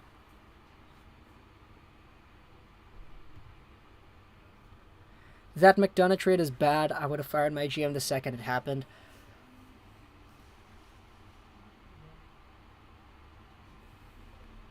Here comes Byram, though. Second attempt. Tries to get one towards Vasilevsky. It gets stopped up. And the Avalanche end up sending it all the way back down to their goaltender. No, not again, man. Here comes Tampa right back into the zone. Another shot. The rebound loose on the side. And Tampa almost had an open net to score into there. Here's a giveaway right to Nichushkin. A backhander up high. He's got it behind the net now. Tangled up by Pierre-Edouard Bellemare. Now it's Jack Johnson. He'll go to Newhook.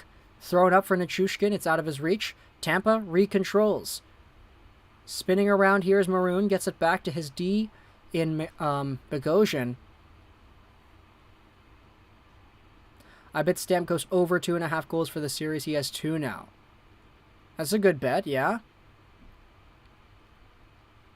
Darcy Kuemper, though, plays it forward. Gives it away, though, to Ross Colton. He plays it to the opposite side where Corey Perry swipes it towards the goal. It's loose on the side. Now Cirelli, back to the blue line. Ruda, opposite side Hedman. Towards the goal. Save made by Kuemper. Now into the corner it goes. O'Connor battling for that one with Corey Perry. It squeaks out to Hedman, who shoots. That one's wide. Another drive by Ruda. That one deflects to the corner as well. Colton to Ruda. Tampa has all these pressure going on here. Another chance goes into the corner. Hedman once more. Has it at the left point. Cirelli. Give and go with Hedman. It's taken away. And now a potential breakaway almost set up there for the Colorado team. Does not go through. Vasilevsky plays it around to Ruda. He forces it up the boards. Here comes Stamkos with some speed to the left. A shot made and a rebound after Kuemper makes that stop. Good save on Andre Palat on the rush. Colorado speeds back the other way. Centering pass attempt. It doesn't work. Darren Helm still fighting for it. And a giveaway in the corner there sets Stamkos out with some speed. Stamkos over to Bogosian. Tries to dipsy-doodle his way in front. It doesn't work. Now it's played out to center where Arturi Lehkonen pounces onto that one. But he's held up by Palat. Into the Colorado zone they go once more. Here's Cale Makar. Over to Devon Toews. Toews drops it back for Lehkonen, who fakes a shot. It doesn't go. It deflects to the end boards. Nathan McKinnon now tries to send it in deep again. Fighting for that one, though, is Rantanen. He's up with McDonough. Eventually, it's Nick Paul who takes it, and he sends it up and chips it to the neutral zone. Cale Makar, first one there. Passes it back. Here's Nathan MacKinnon over the line. He flips one into the middle there for Devon Toews. Does not go, though. Here's Cale, back in deep. McDonough, fighting for that one, gets it up to the Killorn. Killorn into the middle, but Devon Toews is right there at the point to keep it in. It's in deep for MacKinnon. He's got Rantanen behind the goal. Rantanen, back to the point. Devon Toews holds on, sends it back around in deep. What a long shift here for both of these teams, as we've gone a few minutes without a whistle here. Devon Toews has to skate back to his own blue line to get the puck back. He throws it up for Landeskog. Landeskog chips it in. Vasilevsky touches it up, leaves it for Corey Perry. Here's Perry. Goes over to Ruda. Gets it to the blue line, not out. Sent back in, but it's intercepted by Hedman. 12:05 to go. Hedman drops it off for Bellemare. He crosses the Colorado blue line. Bellemare chips it in deep. Quickly taken there by Landeskog. Now it's Erik Johnson, who will start things up and flip it out to center. Quickly taken back by Tampa Bay. Hedman now.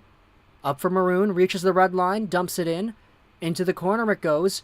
Erik Johnson is there. He flips that one over to the far side boards. Nichushkin, wing-to-wing pass. Byram reaches the red line. Dumps it in.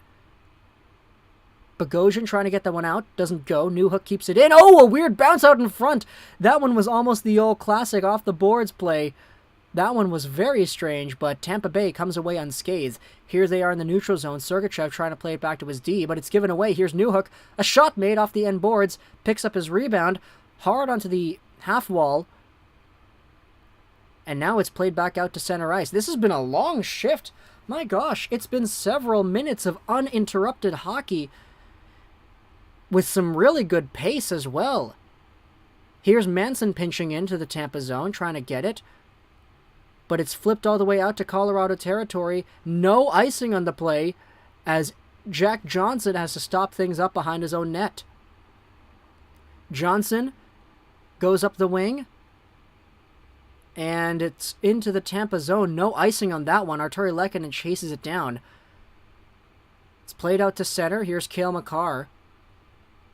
Makar trying to stutter his way to the front. It doesn't work. Oh, a mistimed pass there to Devon Toews. Makar recovers behind his own goal once again. Cale Makar dipsy-doodling it, getting right by the two Tampa forecheckers. And now here's MacKinnon with some speed. A shot, a fan, and that one was off the pads of Vasilevsky. Beautiful rush, but man, he could not pull the trigger on that one. Here's the bot. Let's time out the bot. Ryan McDonough chasing after that one. Long pass up forward, and Nathan MacKinnon picks it right back up. How long has this shift been, man? It's been way over 5 minutes. Here's Byram. Down the wing, a shot made. Stopped by Vasilevsky. Nichushkin. Down low. Kadri with the steal. He feeds the blue line. Makar in deep. Nichushkin. Kadri pinches in. Tries to get it back to Valerie Nichushkin. A long play out to center ice. A Hail Mary kind of pass there. Brandon Hagel backhands that one in. Now here's Bowen Byram. Trying to force it up. Nichushkin gives it away. Killorn to the side. A shot! And that one is into the corner. Doesn't go. Here's Bogosian again. Back to Killorn. Tampa finally with some sustained offensive zone time here, as Pierre-Edouard Bellemare in the corner forces it back to the blue line. It's been 7 minutes and 16 seconds without a whistle. This is insane. 7 minutes. Oh my gosh. Now it's played all the way down to Tampa territory, and icing is the call. So no commercial break still. There's no commercials after an icing. So we should have had a commercial at the 16-minute mark. Or excuse me, at the 14-minute mark. We're now at the 8-minute mark. It's been 7.5 minutes without a whistle. That is crazy. Okay, time to catch up on the chat here. What was I missing? Gio, what do you think is worse? Trading Naslund for Stojanov or signing an injury-stricken Rick DiPietro for 15 years? I'd say Naslund for Stojanov, I'd think. Just the magnitude of what could have been. All right, face-off is won by Tampa, but they have to control outside their own zone because it gets played out. Here's Palat, fakes a shot, goes down low. Kucherov, a shot on the wide angle there. It goes behind the goal. Another one goes towards Kuemper. He plays it over for Taves. Taves backhands that one out to center ice, and is that icing again? Yes, it is, so still no commercial. Krispy Kreme. Oh, I love Krispy Kreme. I like donuts a lot, though, guys. Yeah. Like, the Tim Hortons near my house at the mall is open 24 hours, so I'll just head over there after these streams are done, and I'll be doing my thing. It's pretty good. The donuts are way better at Tim's. I feel like the donuts at Krispy Kreme are better, because, like, I think every other donut at Tim's is better than the original glazed, because the original glazed from Krispy Kreme is goated. That's kind of how I feel. Taves off the boards to Rantanen in front. Lehkonen. Here's a shot made by McKinnon. What a fearless block by Chernak. Wow, what a play. Interesting choice, considering the Islanders have a buyout penalty for 8 more years. Yeah, I know, but I don't care about the buyout penalty, to be honest. It's not really like... I feel like the departure of a potential legend, I think, is more important to me, but... 7-Eleven has the best glazed donuts? Alright, so, Tampa has it behind their own goal. They're just kind of camping out and waiting. Long centering pass, picked off there by Josh Manson. He throws it to the side. Here's Sturm. Down low, Newhook. Newhook leaves it off there. JT Compher plays it to the blue line. What an interesting way to keep it in by Manson. Jack Johnson with a long shot. That one flips out to the half boards. Johnson now pounces onto it again. We were supposed to get a commercial like 7 minutes ago, but we have not had... Yeah, no.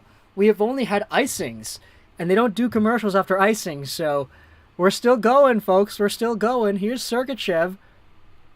Plays it up. Stopped out there, just outside the Colorado blue line. Colorado plays it forward. Here's Landeskog, the captain, over the blue line. Down low. Hedman steals it, sends it all the way around. In front it goes! A shot made! Vasilevsky lost it. What a save, but he didn't see where it was on the rebound. Now Hagel. Wow, what a nifty little pass there to Nick Paul. Paul tries to go wide on Eric Johnson. Johnson bodies him down. It's over to the half boards. Landeskog into the middle. Nichushkin. He finds Kadri, who sends it all the way in.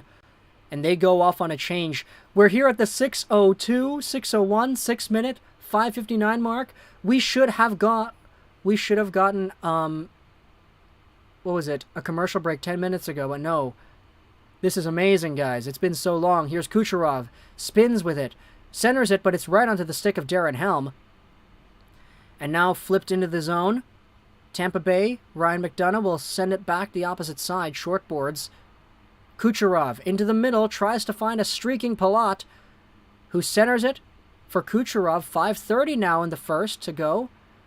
It's played back to the Tampa line and out to center ice. This has been a really fast-paced game. Stamkos takes it. He sends it in.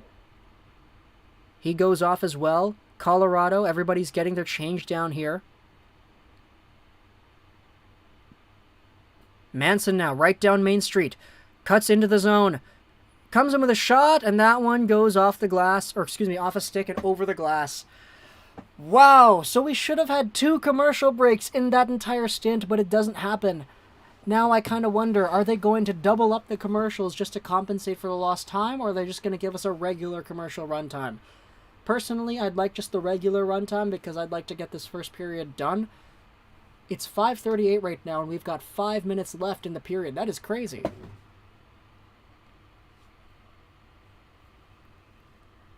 Stamkos will have a hat trick, BJ Ballin says. Krispy Kreme are much better if you get them right out of the oven. Yeah, they're very good right out of the oven. Man, you guys are making me hungry. I'm probably going to get some donuts after this stream. How do the players know when there's going to be a commercial break? So here's the insider information. You never have a commercial after a goal. You never have a commercial after an icing. You have a commercial after penalties, you have a commercial after offsides, off of puck going out of play, and you have commercials after, I believe it's 6 minutes in the first period, and then every 4 minutes after. Something like that. So at the 14-minute mark, after the puck stops, or after the play stops after 14 minutes, that's your first commercial. And then after 10, that's your second commercial. And then I believe after 6, that's your next commercial. Something like that. But if the play stops because of an icing or a goal, there's no commercial. You're not allowed to give it because that's the NHL's rules. So yeah, there's a very specific protocol they have for commercial breaks, which is why I'm interested if they're going to send us 2 commercial times or if they're going to give us like just a regular commercial break like they would have if the play stopped after 14 minutes with no icing or no goal. No, they're coming right back. There you go. They're not doubling or tripling up the commercials. Let's go, baby. Let's get this first period done. Tim's coffee is way better. I'm glad Connor Bedard isn't here. The fangirling is annoying. I don't understand how anyone can go to Starbucks and pay that much for coffee. I actually don't... the closest I have to coffee is just like ice caps. I've never had hot coffee in my life, ever. Who do I have winning? I don't know. I'm not sure. Was that 11 minutes of continuous action? Yeah. There was a 7.5 minute shift followed by 2 icings, so we had a long stretch of play. But back in the game here, it looks like we're going to have another icing. Yes. 4:49 to go, and the Lightning ice the puck. Josh, what's going on, man? Thanks so much for stopping by. I appreciate that. Starbucks isn't good coffee, seriously. Next trade deadline, Miller for Nick Paul. The seconds are going to have a lot of ads, yeah. Here's Byram. Goes over to the side. Shot made! Oh, that one goes wide and into the corner. Picked up by a shot there by McKinnon, I believe. Yeah, there you go. Shot made. Blocked. Landeskog back to McKinnon. He walks right into the middle. Drops it from a car. He shoots. Loose rebound there. In front. Oh, off the post. Arturi Lehkonen had an open net, and he could not get one to go. Oh, what a beautiful opportunity for Lecky. Sebastian, what's going on, man? Thank you so much for stopping by. You should try iced coffee. Lots of people bitter they can't afford Starbucks in this chat. I would also like to see a Miller for Fabro and Tolvanen trade. I actually do like Eli Tolvanen still. I do think that he's got a lot more potential to show off. Thoughts on the comments about Kemper by Bednar after Game 5? I don't like them, but at least he expressed confidence the next day. If the Avs lose this series, they'll be known as the franchise that chokes forever. Zetterberg in the Hall of Fame tomorrow? Not if the Sedins and Luongo have anything to say about it.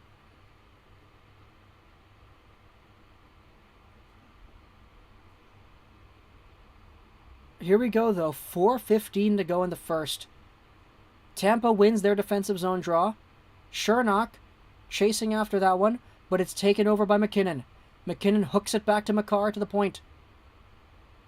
Makar stops up, waits. Oh, he overhandled it. Now it's taken away here by Palat. Oh, he gets hit hard by Rantanen, and that's another icing call.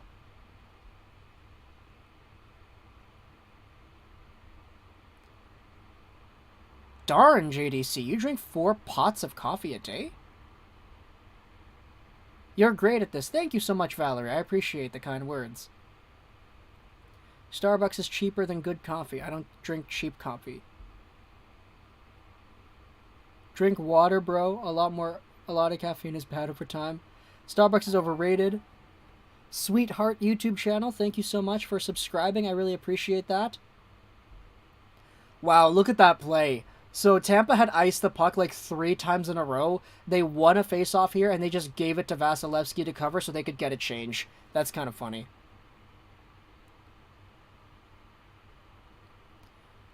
Pretty good, but uni is burning me out. I think the Sedins are second or third ballot Hall of Famers, to be honest. I mean, I could understand why you would say they're not first ballot, but I think the fact that the Sedins are two players that are identical twins that like had same line, same team their entire careers, I think that adds a different dimension that makes them eligible to being first. Like, individually, point production, gold medal, Hart, Lindsay, Art Ross, I don't think it's like I don't think they're guaranteed absolutely first ballot, but it's because they're the Sedin twins that makes it a lot more convincing for me. You know, does that kind of make sense? 4 pots. Buddy, your heart is going to explode. I have 6 liters of water in my fridge. Lego is good at this. Thank you, Brett. I appreciate that. Hydro homies. There you go, Mason. Caffeine is no different than any other drug. What do you put in your coffee? I have ice caps. That's it. I've never had hot coffee before, ever in my life. I drink hot chocolate. The Avalanche need to win this game. Yeah, I agree. A Duncan commercial just came on. You should do Bruins games, only because the Bruins announcers are painfully homers to listen to. I kind of don't want to do Bruins games, though. Low-key. Andrei Vasilevsky's undefeated in Game 6s and 7s here in this year's playoffs. That is wild.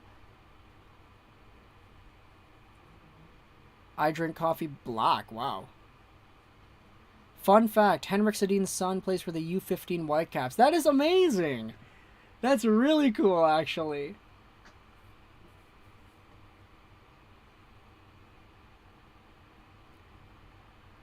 Tampa, though, wins the draw. They finally get it out to center ice. They're winning the game, but the past few minutes have been all Colorado. Here's Nick Paul playing it to the opposite corner in the Colorado zone.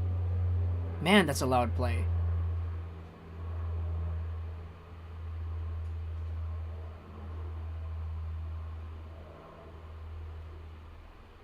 Oh yeah, for sure, BJ Ballin, yeah.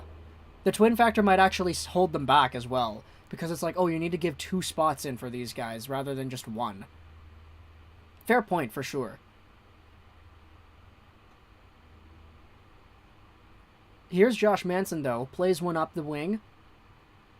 It deflects back over to Byram, who finds Manson once more. Manson reaches the red line, dumps it in. Stopped up there by Bogosian in the corner. It's played out in front. There's a swiping shot there. On the side, it doesn't go. Good save by Vasi, or was that blocked? I didn't see. Cam Butter says Tampa in 7. Tampa in 7. Hopefully they don't spam it. Kadri, though, goes up the wing. It's sent in deep for Valery Nichushkin, but first to it is Bogosian instead. 2:28 to go here in the first. Shots on goal 8-7 for Colorado and a 1-0 Tampa Bay lead. Leo says Tampa in 7 indeed. But here's Sergachev, who throws one over to the right wing. Ross Colton. Pretty easy path, honestly. He was undisturbed as he walked right into the Colorado zone. Here's JT Compher, though, behind his net, trying to fight away from the check of Chiarelli. He plays it up the wing. Jan Ruda is there, trying to get it back. It's chipped back into the corner where Jack Johnson plays it to the opposite side. Johnson now swiping at it. It goes back to Perry. He has it on the half boards. Holds it. Chiarelli back to the point. Ruda. Left side feed. Back to Ruda. A shot made and a save by Kemper. He hasn't had a shot in a while, man. Good for him to get that one under his belt. I think Tampa Bay in 7 is totally reasonable. Yeah, it is, man. I would like to have a New Jersey draft one of the Sedins. What do you mean? Avalanche are the better team. Sorry, I'm from Colorado, so I think we have a better team. That's okay. That is more than okay. As a Jets fan, if Tampa wins, this is a dynasty. I mean, they're pretty close to being a dynasty already. They're good.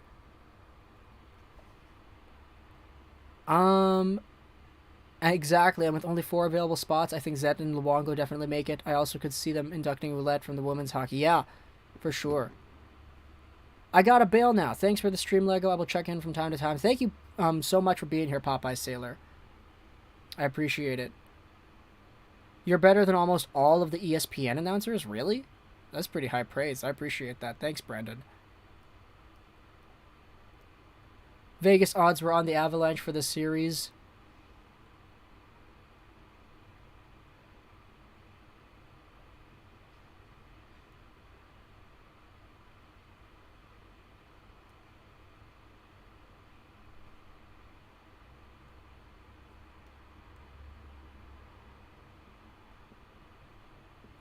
Definitely a dynasty if they win again, yeah. So much cooler winning the cup at home. Tampa can't do that so far. So from a Rangers fan, go Avs in 7. Colorado's going to win it tonight? There's going to be no game 7? This is a darn good game so far. Yeah, it is, Derek. It is. Yes, actually, you do a good job. Thank you. I appreciate it. Jake Allen if Price can't play. So many TV timeouts in the last 3 minutes. Yeah, they're trying to compensate for that 10-minute shift that we saw.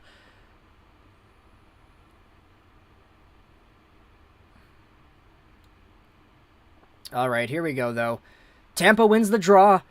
Kucherov with a shot attempt. It goes wide. Here's a long drive from Shernock. It doesn't go. Nathan McKinnon lost it in his skates, man. Oh, that's not good. Now it's corralled by Tampa once again. They send it up, but quickly stolen there by Colorado. Here's Rantanen cutting into the middle, inside, outside on McDonough. Tries to feed the point. He does that on a second attempt. Makar down low. It's off the end boards and out to Kucherov, who throws it into the middle. And now it's played back in for Landeskog, who recovers from his own zone. Landeskog, right down Main Street. Oh, trying to chip it by. Nikita Kucherov is there. He finds the man on the side. It's Jan Ruda. Ruda chips it in deep. 53 seconds to go in the first. And it's played over to the opposite corner here. Bo Byram. Back to the point it goes. Killorn sends it in deep.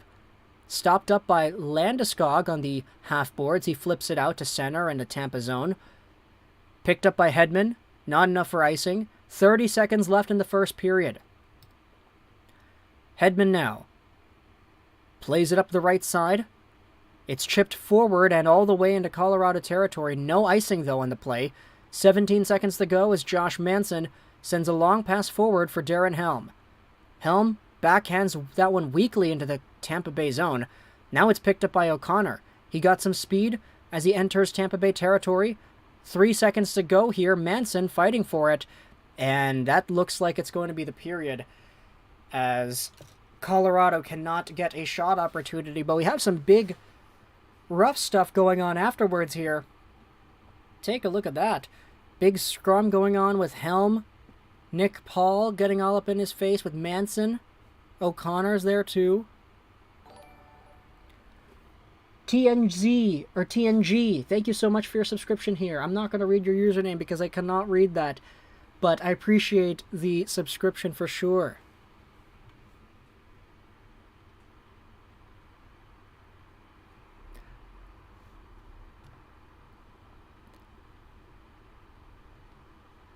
All right, I got to catch my breath a little bit here because that was a good one. Good period so far. I hope to goodness gracious Tampa does not freaking win this game, dude. Ah, man, I don't want to miss out on hockey on Tuesday. Anybody, how do I sync the clock? I'm 13 seconds out. JDC, if I'm ahead, that's okay because you can pause the YouTube stream and continue it. If your TV feed is ahead, I think you should be able to pause that one as well. Muhibian's got money on the Lakers winning the sport. That's cool. Muhib. Cam Butters, Colorado is a better team, sorry. Do you see the Habs trading up for a second pick along with Caden Primo? Oh, for the second pick. I could see them maybe trying it, but I don't know how successful it's going to be. Avs are getting power plays right now. Yeah, that is true. Oh, this is so good. I'm feeling a light breeze outside. It's so warm, man. I'm not a fan of either team, so I want to see a Game 7, Derek says. Is that a Michigan profile picture? Yeah, that is. Michigan represent, baby. Let's go. Avs are getting power plays right now. I hope so. Gio, I'm behind you. You're Sakic? The guy that built it all? Joe Sakic?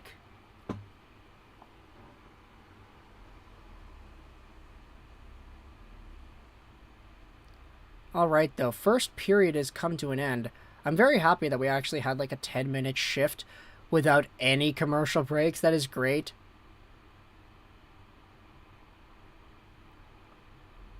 Colorado is only the better team if they prove it. A 7-game series guarantees overperforming teams don't accidentally win. Michigan, baby. Let's go Red Wings.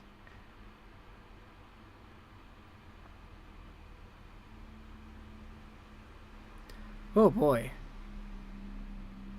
Cam Butters. The Avalanche is going to win. Y'all wait and see. What the heck do we talk about now? Parm V says, hey Lego, what's going on, Parmesan? How are you doing? It's been a while. No, Gio, my time is 13 seconds behind you. Okay. If you have the ability to pause your TV broadcast, then that's probably it. But aside from that, I don't think there's any other way. Apologies, though. Who will be the cover athlete for NHL 23? I'd like to see them go really ambitious. Let's say Igor. Let's put Igor on the cover. I'm staying up until 12. The Avalanche better win. Cooper is out-coaching Bednar. Tampa has taken away the Avs speed by focusing on the neutral zone in the last 3 games. Yeah, and it's worked, eh? It has. Penn 16-17 over the Lightning 2020-2021. I feel like, I mean, I think, that's kind of fair. I mean, Tampa certainly hasn't had it, like, too difficult the past little while here. Like, I think Tampa, against Montreal last year, for example, they weren't really that great. Or, excuse me, Montreal last year wasn't really that great. I think Tampa wins the three-peat. Thoughts on Timo Meier's $10 million qualifying offer? I mean, at least he's pretty good. At least you could debate he's worth the money. I don't think he is, but you could debate.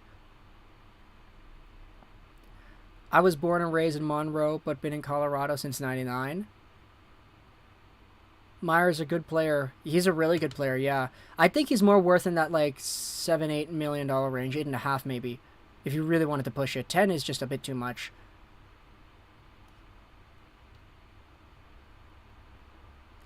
Meier can't be the best player on a championship team. That's a good, yeah, that's a good way to put it. Very good way to put it.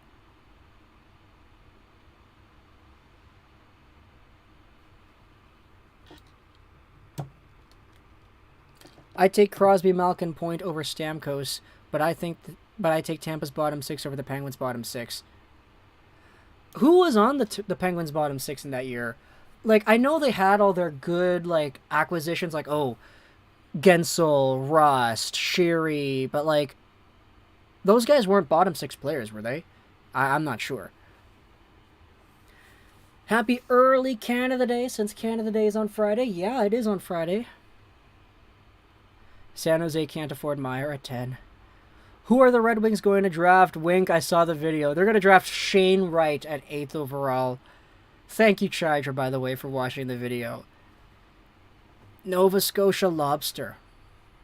I feel like if Kucherov had an emoji, this would be it. What is that emoji? I'm going to have to...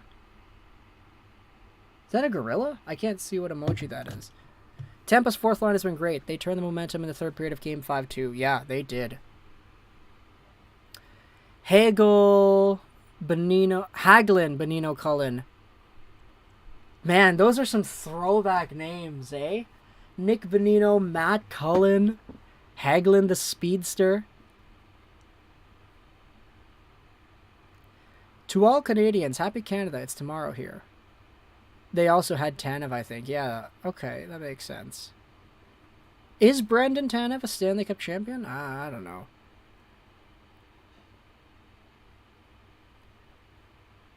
San Jose already have 4 players at $8+ million. Yeah, they're kind of, yeah, they're kind of whack.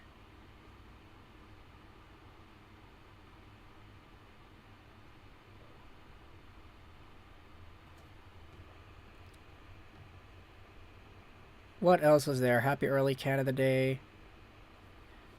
Zach Aston Reese. Bonino used to be good. Yeah, Bonino did used to be good. That HBK line was really great. Oh, they also had Kessel. Yeah, they also had Kessel. Kessel, yeah.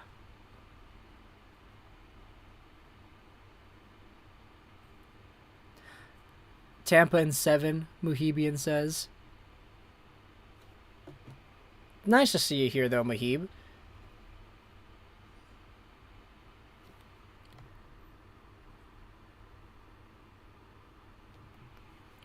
Do you see Ben Sherratt going back to Montreal if Petrie gets traded? Well, Ben Sherratt is left, Petrie is right, so they're not really like the same.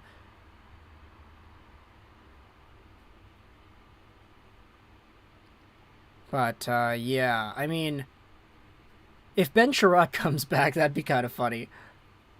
Gets swept by the Tampa Bay Lightning. Ben Sherratt's lost to the Lightning twice in a row now.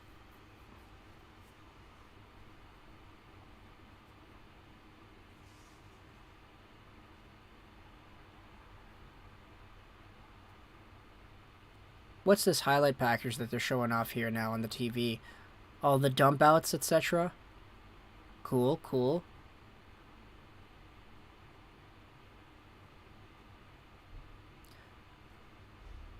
What if Beniers, Roussel, Beagle, and Myers were only $1 million less? We probably wouldn't have OEL. Maybe we would still have Tanev.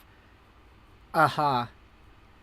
I mean, the thing with the Eriksson signing is that if it wasn't Vancouver that would have signed the guy, it probably would have been some other team. Good seeing Chelios on the broadcast. Used to love his restaurant in downtown Detroit. Oh, that's really interesting. I didn't realize he had a restaurant. I can't wait to watch Tampa win in 7. That team would be decent enough, at least in my eyes, to make the playoffs regularly. Huh, man. Never underestimate what a Chris Tanev could bring to your hockey team.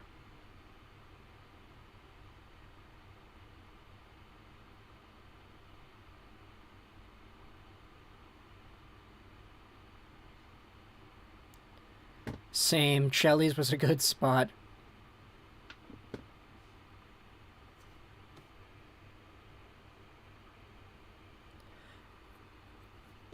Fizzy, man, you gotta say the in Canada part, because only people in Canada can watch the finals with Steve Dangle. What do you think the Red Wings should do with the 8th overall pick? I'd say use it. I mean, I don't really think they have anything to lose by getting a player like Lekaramaki or something. Can we appreciate that the 2020 Habs had more success in the playoffs against Tampa than the 2022 Panthers? That's funny, yeah. 2021 Canadiens, man. Legendary team. Shelley's was a great spot to eat. Does Tim Hortons serve beer? No, they don't. Is that Hulk Hogan? Hulk Hogan is watching the game in Tampa Bay. That is cool. I saw the woman beside him first, and I was like, is that Nicole Kidman? And then I looked, and oh, it's Hulk Hogan.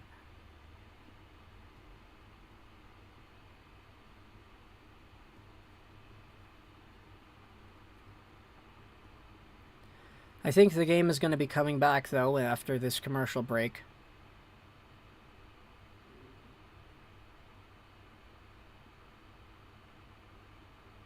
The only celebrity with a good restaurant in Chicago is Ditka.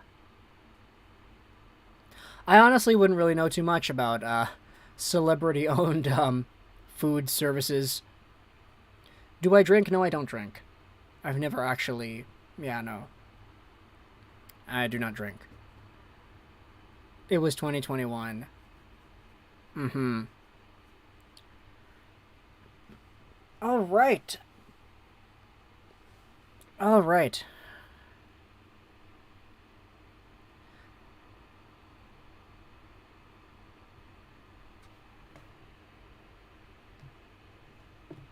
There you go, Fizzy. You got it. Cicerons, I appreciate the job that you did, but we gotta... Fizzy's is a bit more specific here, so we'll put that one there.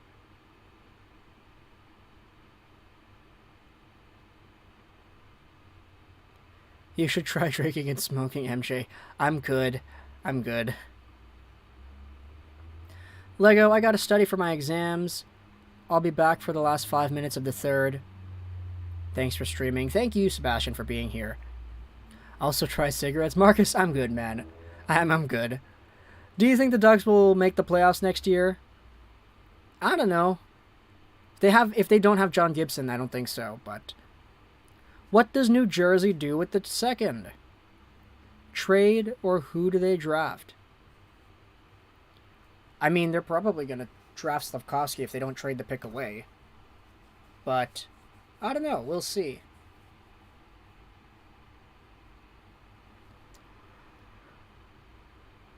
Lego, you should just start doing all that stuff. I'm good. Don't worry. I'm good. Man, this has been a long commercial break. They really want to compensate for not having that commercial period in the other, during the first.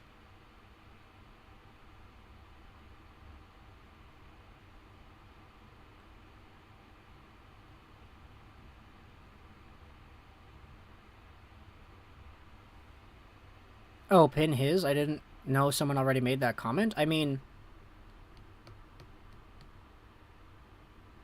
It's gone now, man. It's all the way down at the top.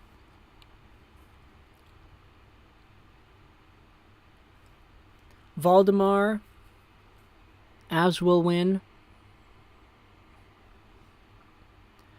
If I'm Jersey, I trade the pick to Philly for Hart and Farabee or Konechny. Good players, yeah, for sure. I think they might have actually done back-to-back ads. Like, that was a long period right there.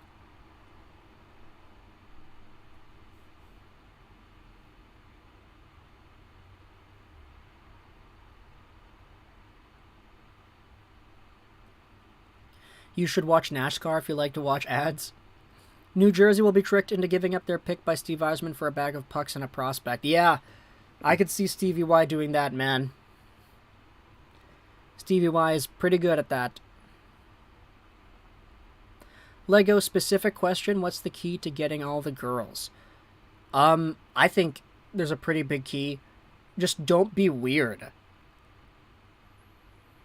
Yeah, like that's pretty much it, man. Just don't be weird. Don't be weird. Don't try too hard. Philly isn't trading Hart. I mean, we'll see. We'll see.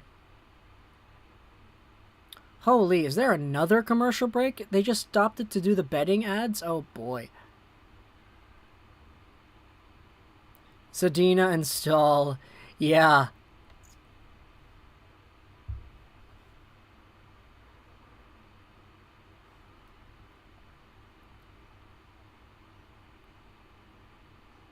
Darn, JDC, that's... I'm really, I'm sorry to hear that, man. Really sorry to hear that. Wonder if GMs are going to start being hesitant trading with Yzerman. I feel like they probably already are, but Yzerman still pulls off a lot of trades, so... I think, I don't think you should be too worried. Is Zadina a bust? I mean, I wouldn't say necessarily just yet, but he certainly has not panned out in the way that a lot of Red Wings fans wanted him to.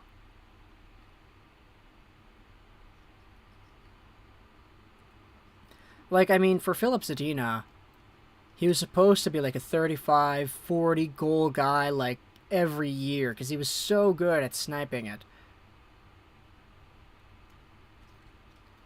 But, yeah.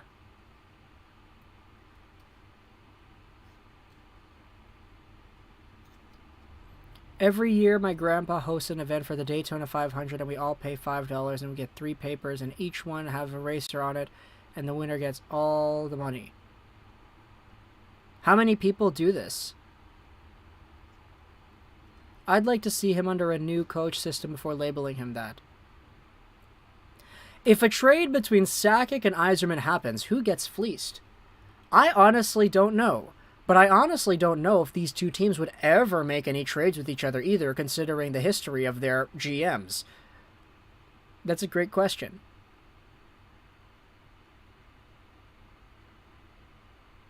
The Habs in Ottawa almost drafted Zadina. I don't know. The Habs were going to take a center the entire time. And the Sens, I think they were pretty set on Tkachuk already.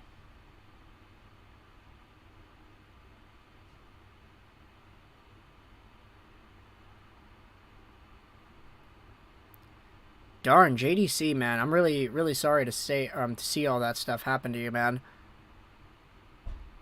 Life is precious, isn't it? He's got a prove-it year ahead of him now. I think Zadina needs a new team. Oh, we traded Elm to the Habs. Huh. That is true. Yeah, that is true.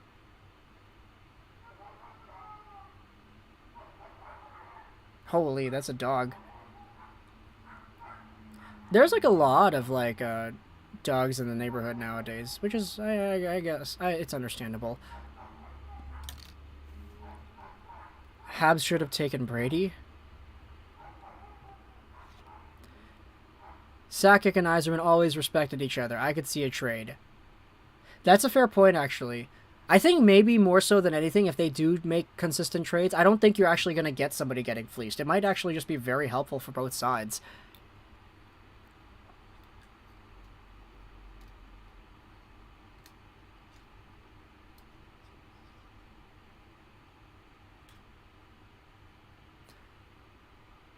Second period, though, has now officially started. We are at 19:55, 54, 53, 52, 51, 50.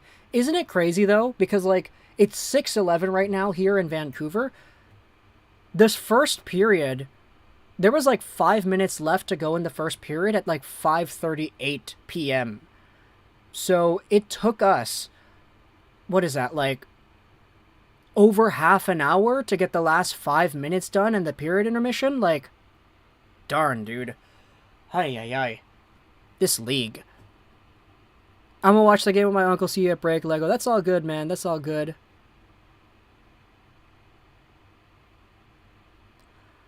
Long drive onto Vasilevsky. He blockers that one away, and now it's picked up by Hagel with some speed into the Colorado zone. He's stopped up by Makar on the boards at the Expedia sign. He is lying down on top of the puck. Cale Makar is like cross-checking him. There are a few cross-checks going on there, but Tampa Bay takes it and plays it all the way back out to their own zone. Here comes Hagel in again with some more speed. Reverses. Stopped up on the half boards. Dropped it off. Now it's swatted away to McKinnon, who tries to fight off the check of Killorn. McKinnon to Taves.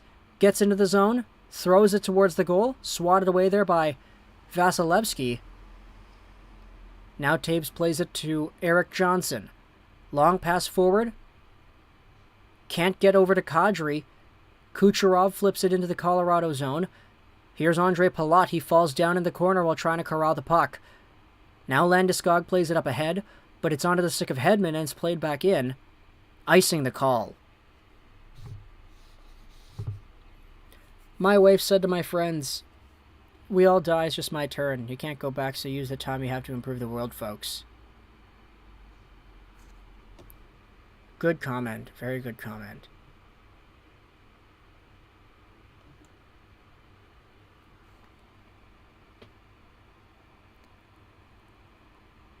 $18:35 to go here in the second period, though. Face off to the right of Vasilevsky. It's won by Colorado. They're forcing it to the front. Here's a shot by Manson. That was blocked. Another attempt. It goes up high and over the goal. Now Kadri. Oh, look at that save. Andre Vasilevsky he reached behind the net while standing up to grab the puck out of midair. That's really weird, but man, that is so cool. The acrobatic nature of Vasilevsky, man. He's a cat. Oh, his goaltender mask is, like, broken. He needs a new mask. Are they going to fix his mask, or are they going to give him a new one?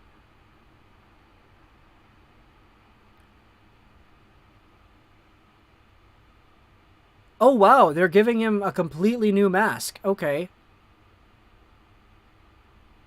That must be pretty, like... Okay, obviously, I'm not Andrei Vasilevsky. But, like... Imagine playing an entire hockey game, doing your thing, you know, you're playing, and then all of a sudden, like, after the first period, you have to change your mask? Like, is that not going to affect you in any, like, mental way? I don't know. I mean, I guess he has no choice, but that's a really interesting thing. How likely do you think that Yzerman is just waiting for Lalonde to be available to be head coach? I think it's just very likely. Here's a wraparound attempt on Vasilevsky. It doesn't go. Rantanen keeps the puck in. It's sent in deep for Landeskog. He wraps it around. Cuts to the right side. Into the middle. Byram to the side. A shot and they score! McKinnon, the one-timer on the delayed penalty. It's a tie game. 1-1. New mask. No problem for Colorado, man. 1-1 game.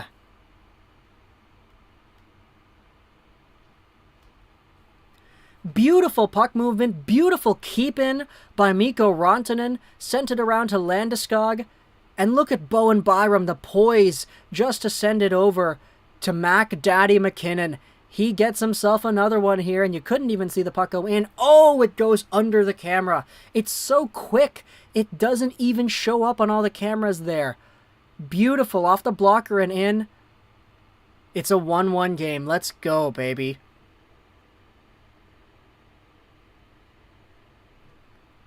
There we go.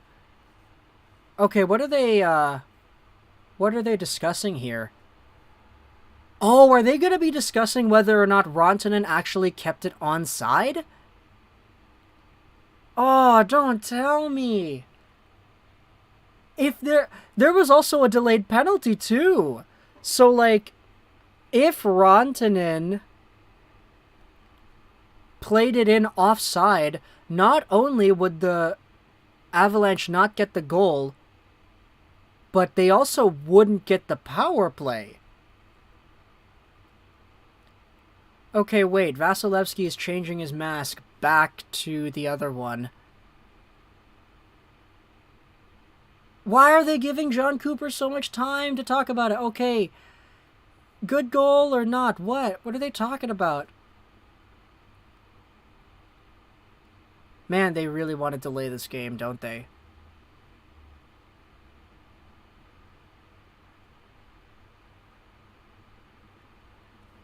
Oh my gosh, John Cooper, man, please.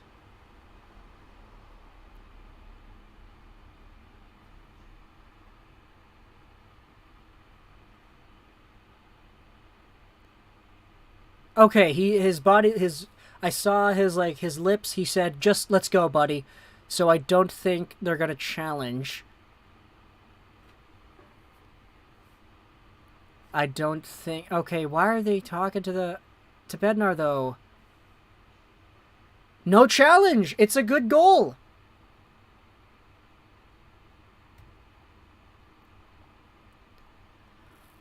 Alright, so... 13th goal of the playoffs, Nathan McKinnon. I believe that ties Evander Kane for most in the playoffs this year. Avalanche keep it in, though. Here's Sturm, down low to Comfer. He plays it around to the opposite side. Patty Maroon pounces onto the puck there.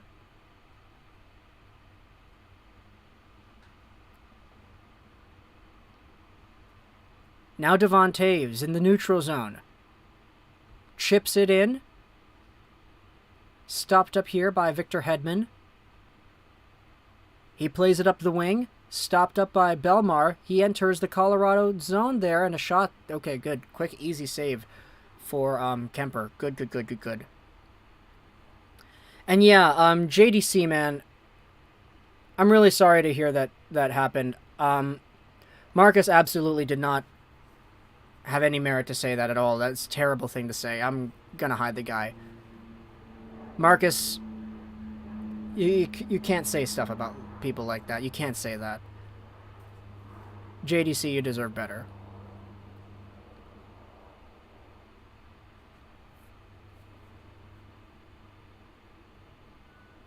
Face off to the right of Darcy Kuemper. Ooh, look at Darren Helm. He stepped on the puck and he almost slipped.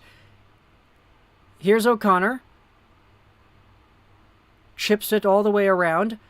Picked up by Cirelli. Ooh, what a big hit. Bone-crunching hit by Jack Johnson. Here's Ross Colton down the left wing. A shot saved by Kuemper. He plays it into the corner.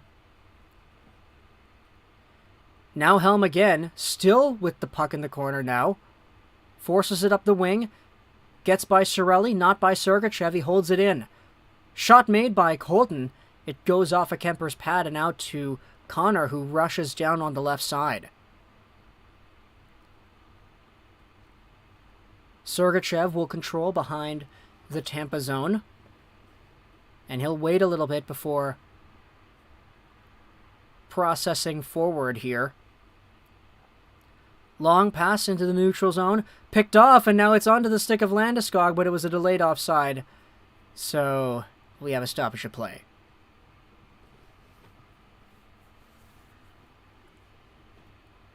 Are they going to be talking about this Rantanen thing? No? Okay. What were they talking about, though? Goalie interference, or what? I don't know.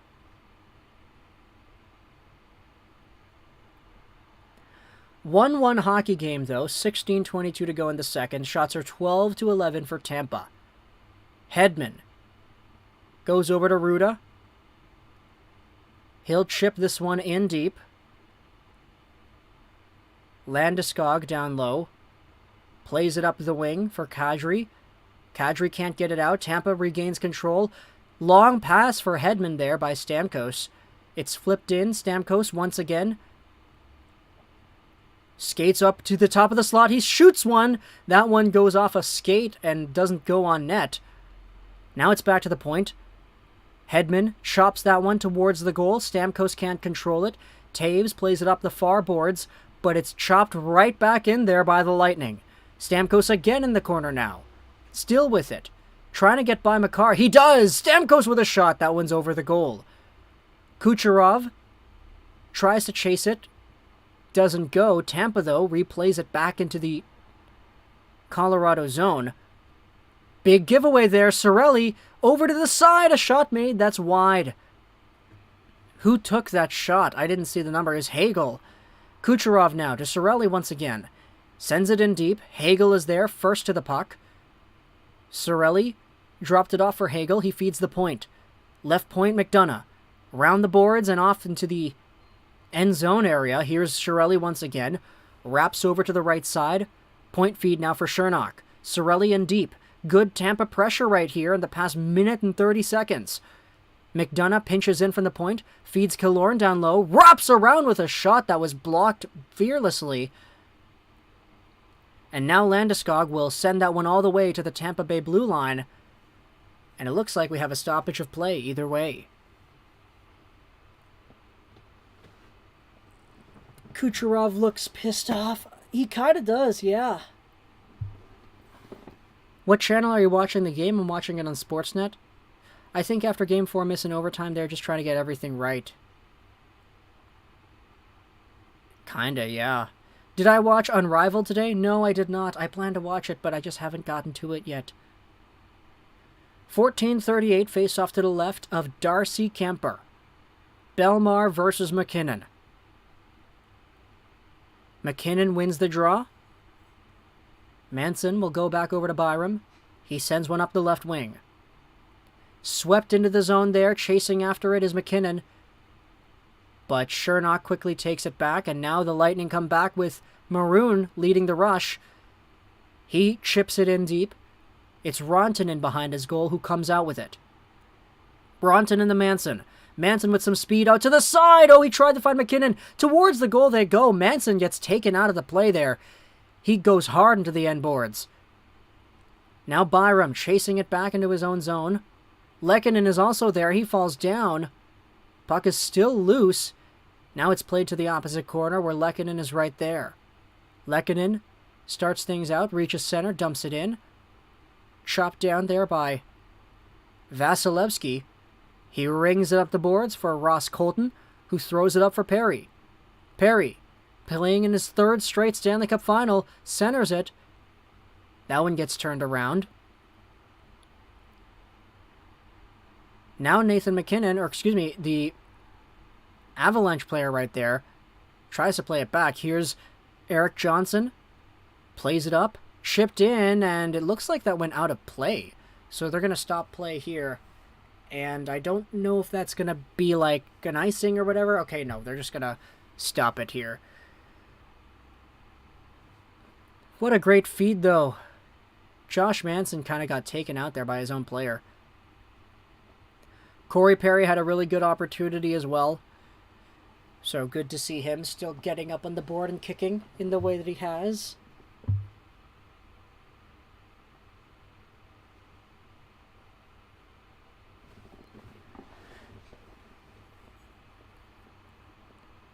But, yeah, commercial break here, guys.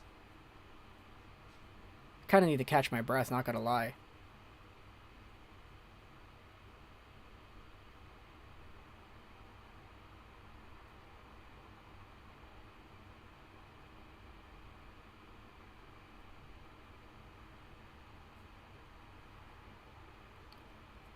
Boys, guess the province I'm in? You're in the Yukon Territories. 93 beautiful people here in the chat, though. Thank you so much for hanging out with us. Quick reminder that we are on the road to 35,900 subs. So if you like the channel, you like the streams, then help us out. We also make videos every single day talking about different hockey topics. News, rumors, prospects, trades, all that stuff. So... oh man, there are two dogs outside. They're fighting each other. That's funny. Eriksson will always be the GOAT. Yes, he will be.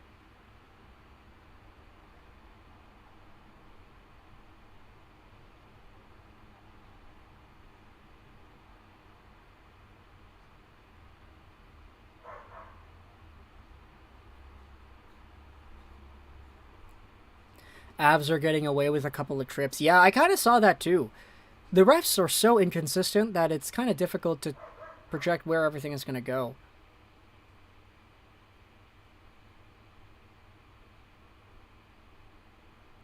Guess what province I'm in? Lego proceeds to guess a territory. Yeah, that's exactly how it goes, buddy. Have you ever been to Montreal? No, I have not, unfortunately. Face off at center ice, though. 13:18 to go here in the second period. Face-off's won by Colorado. Swooping in to steal it is Cale Makar. He retreats into his own zone and sends a long pass up the right. It's chipped in, and touching up down low is Zach Bogosian, who plays it to Sergachev. O'Connor has it on the half boards now, tries to take it back. It's sent in behind the Tampa net with Belmar trying to force it up. Now Riley Nash lost the handle on that one. Maroon lost his stick on that one. Now Helm, over to the side. Here's Logan O'Connor. Trying to force it back down low. Tampa steals. Nash trying to feed the blue line. Sergachev gets it to the opposite corner. Belmar throws it back. Bogosian gets hit into the boards, but he finds Sergachev, and now Sergachev will skate it out to center. Sergachev rips it into the Colorado zone. 12:22 to go in the second period. Shots on goal 13-12 Tampa in a 1-1 game, as Nathan McKinnon will start things out from his own zone. Long pass forward. It's intercepted. Here comes Lehkonen. Lehkonen down the left. He shoots. Save made by Vasi. Rebound pops out to the right. Here comes Palat down the opposite lane. Stamkos into the middle. Kucherov shooting a great defensive stick there by Bowen Byram to deflect the shot over the glass.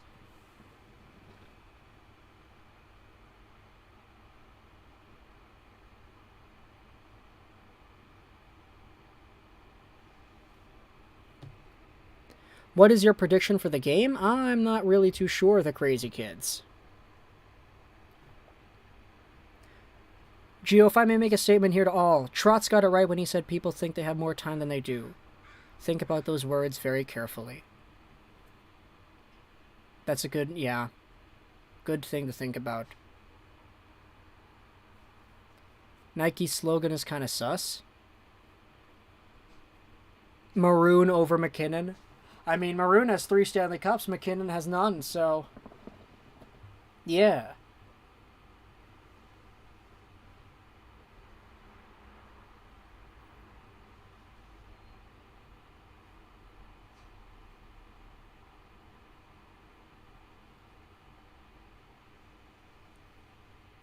Bowen Byram has 5 hits tonight, though. That is so good. Great player. 11:52 in the second. Face off to the right of Kuemper. It's won by Colorado, but first to it is Killorn down low. He comes out the right side and shoots. It's blocked. On goal now, and it's stopped up here by Kuemper. He'll stop for another draw. Will the Lightning force a Game 7 in Colorado? I hope they don't, man. I really hope they don't. I have hockey to play on Tuesday that I don't want to miss out on.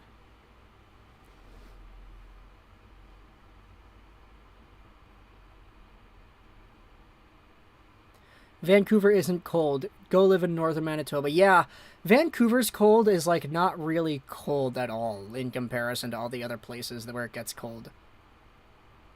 Like, Vancouver cold is never really that bad.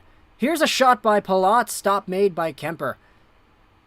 It's lost out on the side there. Nichushkin tries to play it out. It's stuck in the end zone here. Kucherov chasing it to the other side. He feeds Hedman. Hedman drags, shoots, way wide. Rebound, another chance, blocked. Here's another point feed for Stamkos. He goes off the boards and down, but it's taken away there by Landeskog. Landeskog will chip it in to the corner of the Tampa Bay zone. Hedman, though, takes it and goes around the boards. Long pass out to center ice, taken quickly there by Makar. Makar up to Compher. He's got a breakaway. Compher, oh, he gets taken, slashed. Penalty shot. There's a penalty on that play. Thank you so much, Matt and Zach, for your subscription here.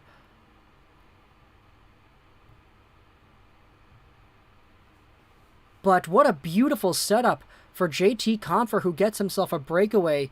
He got hacked and slashed a little bit over there. What happened? Okay, look, what's the call? Oh, no, I think it was offside. It was offside. Never mind.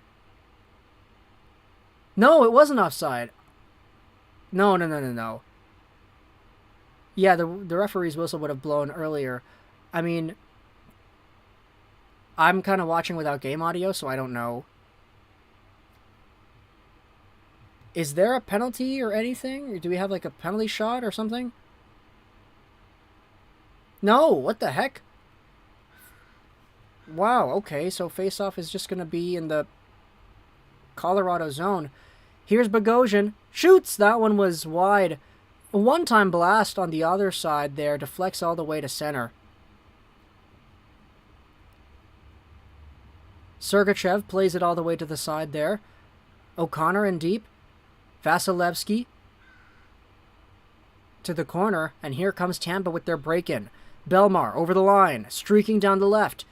Cuts around the net. Feeds it back to the right point. And it's played out to Tampa territory by the Colorado defender there. Sergachev behind the goal here, and Tampa just kind of waits for everybody to regroup. Long pass forward into the Colorado zone. A drop one for Killorn. McKinnon steals it from Killorn. Plays it forward to Lehkonen. And now Byram leads the rush on the right. He chips it in deep, goes after it himself. Lehkonen in front. Ooh, a dangerous chance there. Picked up by Mac Daddy. Here comes McKinnon. He falls down, but hooks it to Manson. Lehkonen picks it up. Back over to Nate McDaddy McKinnon. Walks right in. Dekes to the side. Manson shoots. That one was, I think it was saved, but it deflected to the corner. Now Tampa chips it down into the Colorado zone. Hagel trying to go for a little breakaway there. Does not go. Now it's ripped all the way down to Tampa territory, and icing will be the call here. Is icing going to be the call? No, it's not. No icing. Here's Hedman. Plays that one up. Landeskog goes to the opposite wing. Nobody there. Tampa regains control. Hedman tries to play it up the left wing into Colorado territory, but it's stolen. Here's a little 2-on-1. Nichushkin, backhander, protects it in front. Rebound! And that one goes wide. What a chance. Oh, man. Nazem Kadri lost a handle on that one. Is that the broken thumb coming to play here? Who knows? Cogliano to Byram. He comes in down the left. Kadri shoots. Rebound is loose, and that one was stopped in front of Vasilevsky. Colorado still has the puck, though. Byram over to the side. A shot made by Helm. He couldn't pull the trigger. Now Hedman up the boards. Picked up by Bo. Byram goes down low. Cogliano rims it around for Nichushkin on the opposite side.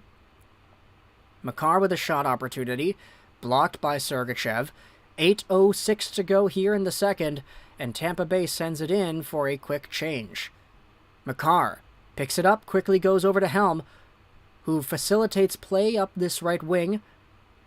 Into the left corner it goes. Rantanen chasing after Chernak. Centering pass by Rantanen, taken away there by Riley Nash.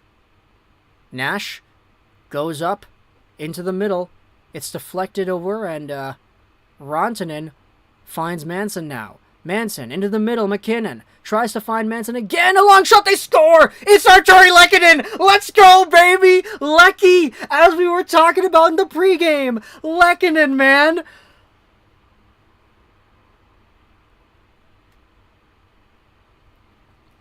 Scrambled up play. Nathan McKinnon tried to receive that breakout pass, but he couldn't get it. You could see him frustrated, slamming his stick on the ice after he missed the pass. But it's no big deal, because immediately after, Manson picked the puck up.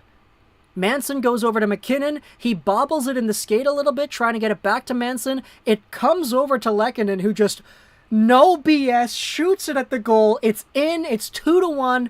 Tampa's complaining because Manson kind of hooked a Tampa player earlier in that segment. McDonough's so upset, dude. Holy. Maroon kind of chopped it over on Manson afterwards, too.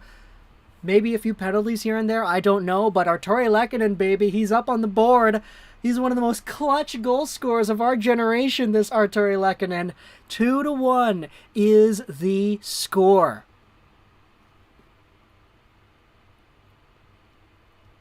.7:32 to go here in the second period. So we've got a lot of hockey left. We do. Not going to go out there and say that this is a guaranteed game already or whatever, but Colorado has the lead. Colorado has the lead. We'll see what happens. All right. Face-off won by Colorado, but Tampa completely takes over after. Stammer goes back to the blue line. Bogosian tries to play it in deep. It's stalked down there. Now it heads over to Tampa territory. Vasilevsky drops it off. Sergachev will rip that one in deep. Johnson up for Rantanen. Great pass. What a good pass. Chernak takes it back, finds Palat. Palat, oh, well, look at that. He's getting tangled up with Lehkonen. What a good play by Arturi Lehkonen. Now Eric Johnson plays it up for Lehkonen. He throws it over for McKinnon. McKinnon with some speed. McKinnon spins, drops it, shot. Oh, that one was blocked. It goes up high. Where is it going to drop? Where's the puck? And they whistle it down. Oh, that was dangerous.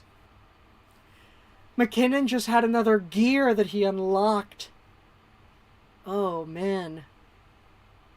He spun right in front of Sergachev, set it up on a silver platter for Taves. Oh, what a save by Sergachev.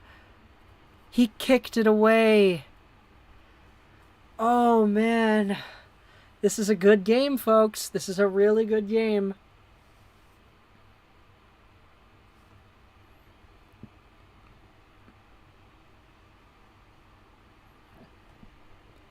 Alright, let's see what's going on here in the chat.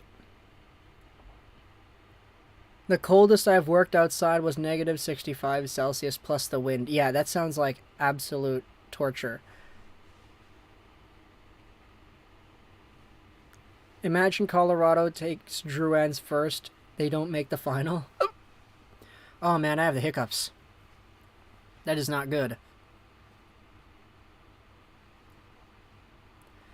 But yeah, no, Nathan MacKinnon going first. Probably a pretty important part of the Avalanche and their cup run. Oh my gosh, I legitimately do have the hiccups. In the middle of commentating a game, man. Oh boy, that's gonna be really annoying for the next 20 minutes. Okay, I guess we just gotta continue talking and try to get by it, eh? Game prediction, 3-2 Colorado. Let's hope, Watermelon, let's hope. Oh boy, it's so aggressive. I don't like that. Oh man, I'm gonna be in the middle of like making a call and then oh boy. It just happened again. Oh man, okay. Okay. Well, it looks like we are indeed back. So we will see how everything goes. Face-off won by Tampa Bay, 6-33, 32, 31. That's a really bad one. Drink water? Yeah, I'm going to have to get some after this commercial break when we get one next. But 6:20 to go here in the second period. It's picked up by Byram. Over into the middle. Stopped up by Killorn. Now it's dropped over by Nick Paul. Oh my gosh, it's so bad. I can't. Okay. Chug a glass of water and hold your breath as long as you can. Okay. I'm going to go ahead and do that. Like, we have a stoppage of play. I'm going to come back in a few minutes here.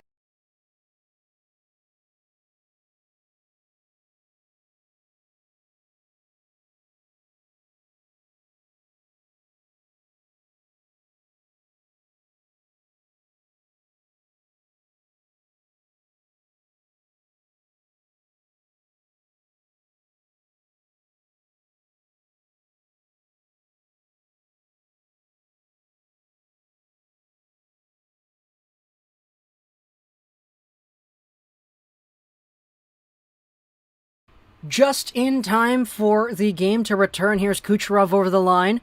He throws one over for Chernak, who one-hands it towards the goal, and he gets taken down hard into the board. Oh, it's still there. Oh, man. I didn't hold my breath for as long as I could have. I was just kind of wanting to come back. We'll do it next commercial break. But I did get the water, though. I did chug that. Here comes Lehkonen once again, though. Over the line. He tries to snipe it. It doesn't work. Now, oh my gosh, man! Stop! Stop it! Stop it! This is getting so annoying. I'm trying to talk, man! Come on! Okay. Hold the breath challenge.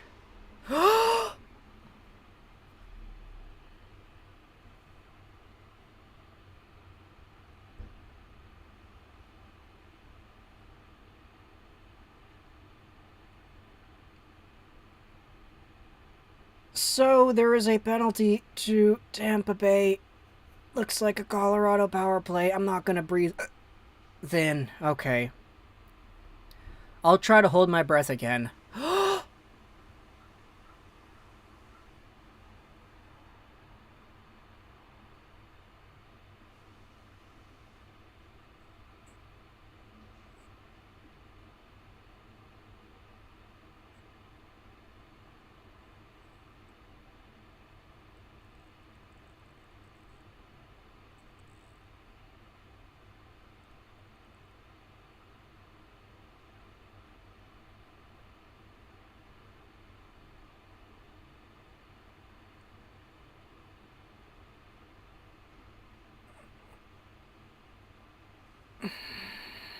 Okay, I held my breath.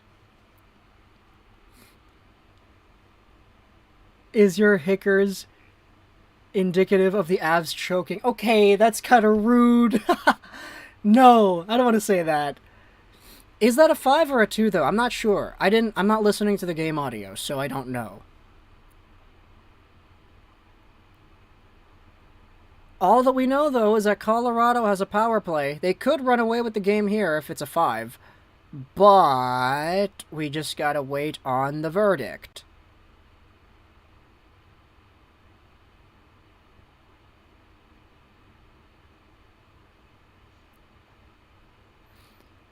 Artturi Lehkonen, man, such a special hockey player. So good. He doesn't, like... beautiful play. I think the hiccups are gone. I think. I'm not going to say they are, but I think. Ryan McDonough for boarding. Looks like it's going to be 2 minutes. Okay, 2 minutes. 5:07 to go here in the second period. And Colorado has a chance here. They're 6 for 15 in the finals here on the power play. Lehkonen worth a first. He's worth Justin Barron, that's who. Here's Nathan MacKinnon streaking down the right side. He throws it up, but it's Chernak who intercepts and goes all the way back down. Makar will pick things up. He drops it back. Pouncing onto it is MacKinnon again. 30 seconds elapse on the power play. MacKinnon chips it in. Rings it all the way around.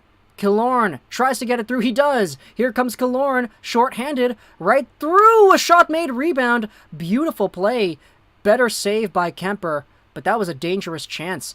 Here's Landeskog dropping it back. Makar over to the left side. Is that Bowen Byram on the first power play? Yeah, it is. Here's Makar. Fans on the shot. Landeskog now. Back to Makar. He shoots. And that hits something. It goes over the glass and out of play. MacKinnon is the best player so far this game, yeah.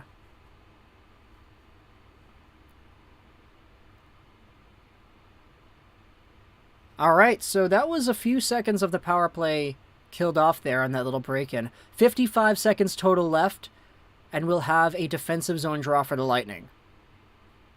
Should have been a 5, that was brutal. I feel like, yeah, that probably could have been a 5. It's just they're not going to do that in the finals because referees kind of suck, right? Stolen by Tampa. Hedman will go all the way down. And it's stopped by Kemper behind his own goal. Here's Taves now. Second unit of the Avalanche coming out. JT Compher. Right down the middle. Over to Lehkonen. He drops it back. Taves. Left side. Byram. Shoots. Save made by Vasi. And he covers up. Do you think Barron will have a ring if the Avalanche won? No, because he played mostly in the AHL, I believe. They weren't giving game a 5 in Game 6 of the finals. Yeah, pretty much. Like, if they give a 5, and let's say Colorado scores 2 goals on the power play, which is possible, like, everybody's going to say that the refs decided the Cup final. Like, yeah. Do you think if they draft Barkov, they go to the Cup final? Maybe. Barkov's really good. Here's Makar, though. Over to Rantanen. Shoots! Save made! Loose! It's... okay, they blew the whistle, but the puck was still there. 23 seconds to go in the power play, and we're going to have another offensive zone draw. 3:29 to go in the second here.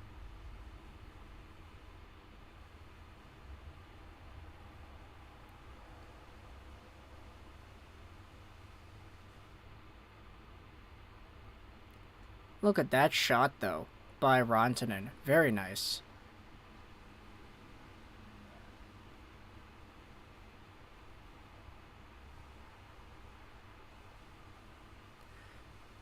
Face-off is won by Colorado. MacKinnon to Makar. He finds the man on the left. It's Kadri who shoots. It goes wide. Now, MacKinnon once more. He streaks in on the right. Chips it towards the goal. Trying to bang it in as Rantanen. It doesn't work. Here's Makar now. 8 seconds to go in the power play. Into the middle, and it's off a skate and all the way down. Power play is over. Cale Makar has it just outside the Lightning zone. He chips it in for Rantanen in the chase. Rantanen down low. In front is a man open. Oh my gosh, Cogliano. What a beautiful save by Nick Paul out of all people.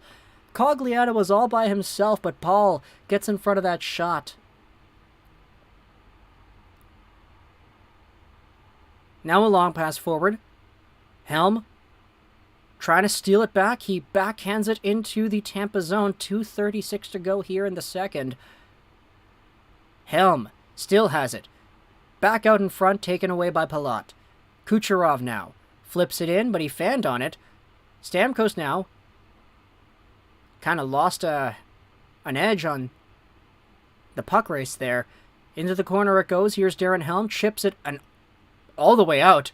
He flips it up and high into center ice. O'Connor plays it away. Now Kucherov. Up for Palat. Back to Kucherov. He's in the top of the slot. Reverse no-look pass. Beautiful play, but no trigger there. Now it's off the end boards and all the way down to Tampa territory, and that's going to go off of Vasilevsky, so no icing. Beautiful. Very precise. Now it goes into the Colorado zone, and that one's going to be icing, so we will stop play and head back over to Tampa territory. That was such a beautiful play. Cogliano could not shoot it right away because it was given to him on the backhand. So it just gave Nick Paul enough time to come in and block that shot. Face off to the right of Andrei Vasilevsky. It's the captain Landeskog versus Belmar. Landeskog wins the draw. McKinnon shoots. Deflected wide. Down low is Rantanen. Giving him a hard time, Sergachev. Rantanen gets taken down. Belmar comes away with the puck. Backhands it up the wing. Barely kept in by Colorado at a second attempt. Tampa plays it out. Belmar now. Out to the side. Taken away by Byram. He chips it off the net and to his own teammate. What a beautiful, nifty little play there. Johnson, up the wing. He finds Rantanen with some space on the right. He shot that one way wide. Ricochets out to the blue line. Here comes Killorn. Over for Paul. Killorn in the corner now. Tries to feed the front. Oh, good offensive awareness there. It just didn't go. Colorado, though, picks it back up. 51 seconds. Makar into the middle. A backhand feed down low. It's taken away. Now the Avs have to back check here. Nazem Kadri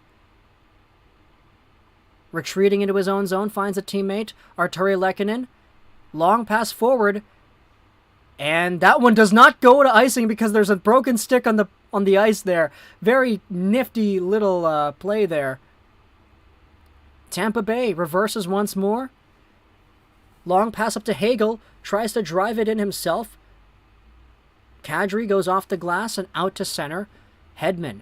Over to Sergachev. Back to Hedman. Up the wing he goes. It's stopped up just outside, or just inside the Colorado blue line. Now with a little last-second opportunity here. Connor with a shot, blockered away, and that is the end of the second period. Oh boy. Oh boy. What a play. What a period. What a period. Oh man. I think this is Derek Lalonde's last game as assistant coach for Tampa. Yzerman will fire him. Will hire him to replace Blashover soon. Which team am I cheering for? I'm cheering for Colorado because I don't want Tampa to win and I don't want a Game 7. I want to be able to play my hockey game on Tuesday, so I don't want there to be a Game 7. But yeah, I predicted Tampa to win this series in 6, but I wanted Colorado to win. Thank you, by the way, because those tips for the hiccups actually did work. I don't have them anymore. But yeah, should that have been 5? I'm inclined to agree. That was a really brutal hit.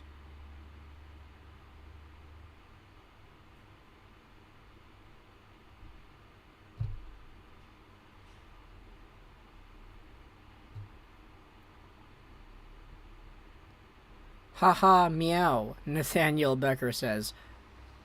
Oh, Habs fan highlights. Sup, guys? What's going on?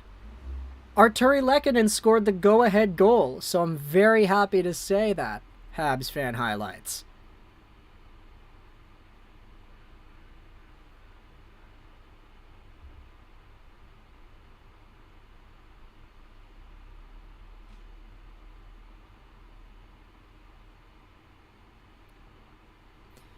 Yo, Habs fan highlights says to the chat. I'll be right back. I'm gonna get maybe like a chocolate or something because it's been a few hours since I've eaten anything.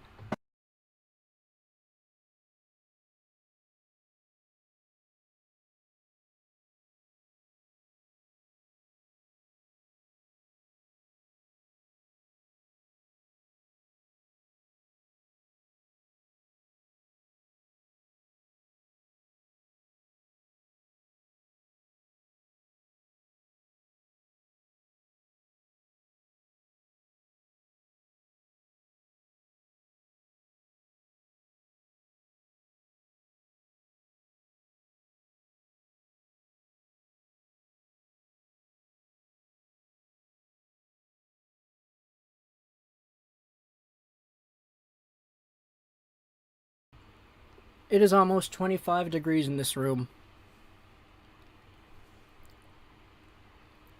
Oh man, Lehkonen has been such a stud. Yeah, he has been.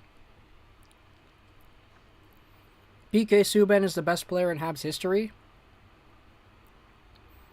If the Avs win the Conn Smythe between now, it's much closer between McCormick and I think so, yeah. What did I miss? BJ Ballin says. Arturi Lehkonen scored the go-ahead goal. It was off a scrambled broken play. Colorado got a power play towards the end of the second. That could have been a 5-minute, but it wasn't. And it's 2-1. Who is your second favorite? My favorite just depends. My second favorite is the Canucks. My favorite team is the Canucks. Second favorite is Montreal. Third is Detroit.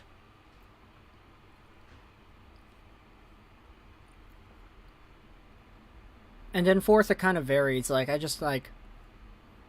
You know, sometimes I feel more particular towards LA. Other times it's Columbus, Buffalo, New Jersey.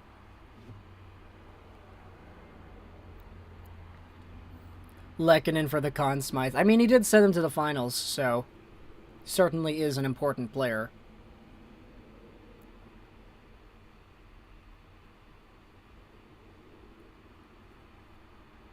But yeah, thank you so much for hanging out with us here. We've got 100 people sitting around during the second period intermission here. If you like what we're doing, then feel free to subscribe to the channel. We're on the road to 36,000 subscribers pretty much. Also, stay tuned to other things that we have because we make videos every single day talking about different NHL topics, prospects, news, rumors, trades, everything in between. If that sounds any interesting to you, then hey, please feel free to subscribe. If this is the game-winning goal, it would be insane. It absolutely would be, man. Arturi Lehkonen is so clutch. Lehkonen, so clutch. But yeah, no, Lehkonen for Conn Smythe, I kind of feel like that might be the thing, yeah. You still on the hut grind? No, I honestly... Yesterday, I played Hockey Ultimate Team for the first time in like 6 months with my friend. Like, I have not played an online game of Hockey Ultimate Team since like 2021. Until yesterday, when I played a friend who actually just got the game. But like, yeah, no, it's just so bad for Hut, man. Like, you're playing the same 5 guys online over and over because the fan base is split into 4 consoles. It's definitely not, like, ideal. If there was just crossplay, it would be so much easier to get on board. If the game-winning goal give the Conn Smythe to Lehkonen, I mean, maybe. Colorado, man, they're 20 minutes away from a Stanley Cup.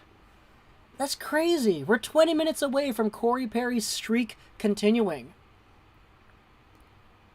That would be absolute insanity. Insane. But yeah, no, this game has gotten a lot chippier over the past few periods here for sure. Colorado could have really sealed the deal with that power play, though. They could have.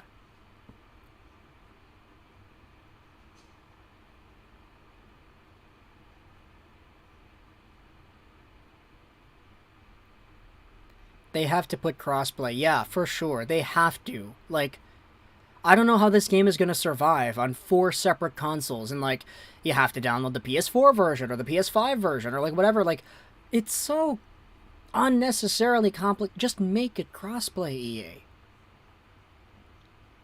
Like, you're already charging everybody $120 for the game anyway. You talk about profits. Like, is it worth it? This game is worth double the amount that the game used to be if you get the Hut Ultimate Edition. Like, it doesn't make... It's not... Yeah, I could rant about EA all day, to be honest, but, like, it's because I want the product to be better. Hut is mid. I had a lot of fun with Hut last year, though. Like, I maxed out my squad, like, 99 overall. Here, I'll try to show you Hut Builder. Can I log into my Hut Builder and show it off here? Yeah, I want to... Here, NHL 2021 Hut Builder. I'm going to log in and I'm going to show off my team. Is this the team that I had? I think it might have been. No. Okay, my team here. Oh, I think this might have... Was this it? No, I don't think it was. Oh. Oh, yeah, I think it might have actually been the team. No, we really got rid of, Daniel Sedin? Or Henrik Sedin? Sorry, I'm just kind of looking for my, my Hut team here. Just trying to see which one, because I have multiple team builds. Which one is the one that I actually, like, had?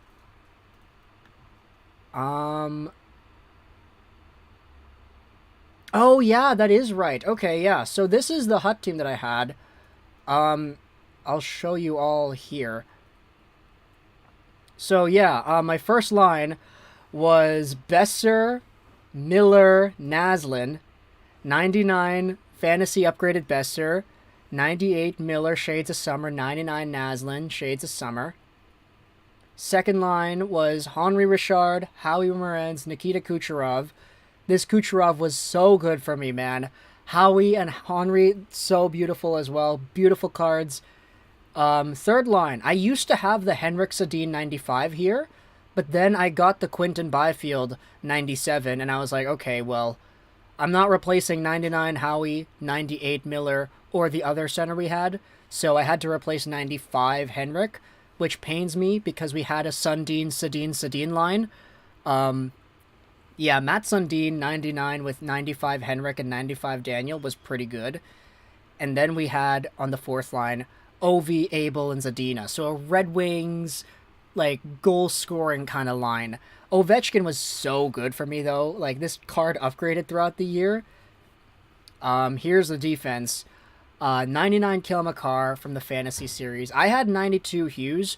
There were better Hugheses out there. Like, there was a 96 Team of the Week Hughes that I was really interested in getting, but I had this 92 Hughes ever since it came out, and, like, I really wanted to keep it.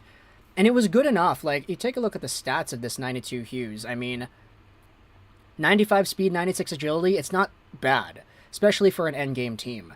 So 92 Hughes was the top pair. He was here for the entire year pretty much, ever since he was available. We had 98 McAvoy, 99 Ray Bourque. All the synergies were activated. And then 96 Anton Strawman, 99 Nick Lidstrom, baby. So yeah, we had Bourque, Lidstrom. Then in net, we had Hellebuck. I actually pulled this card live on stream.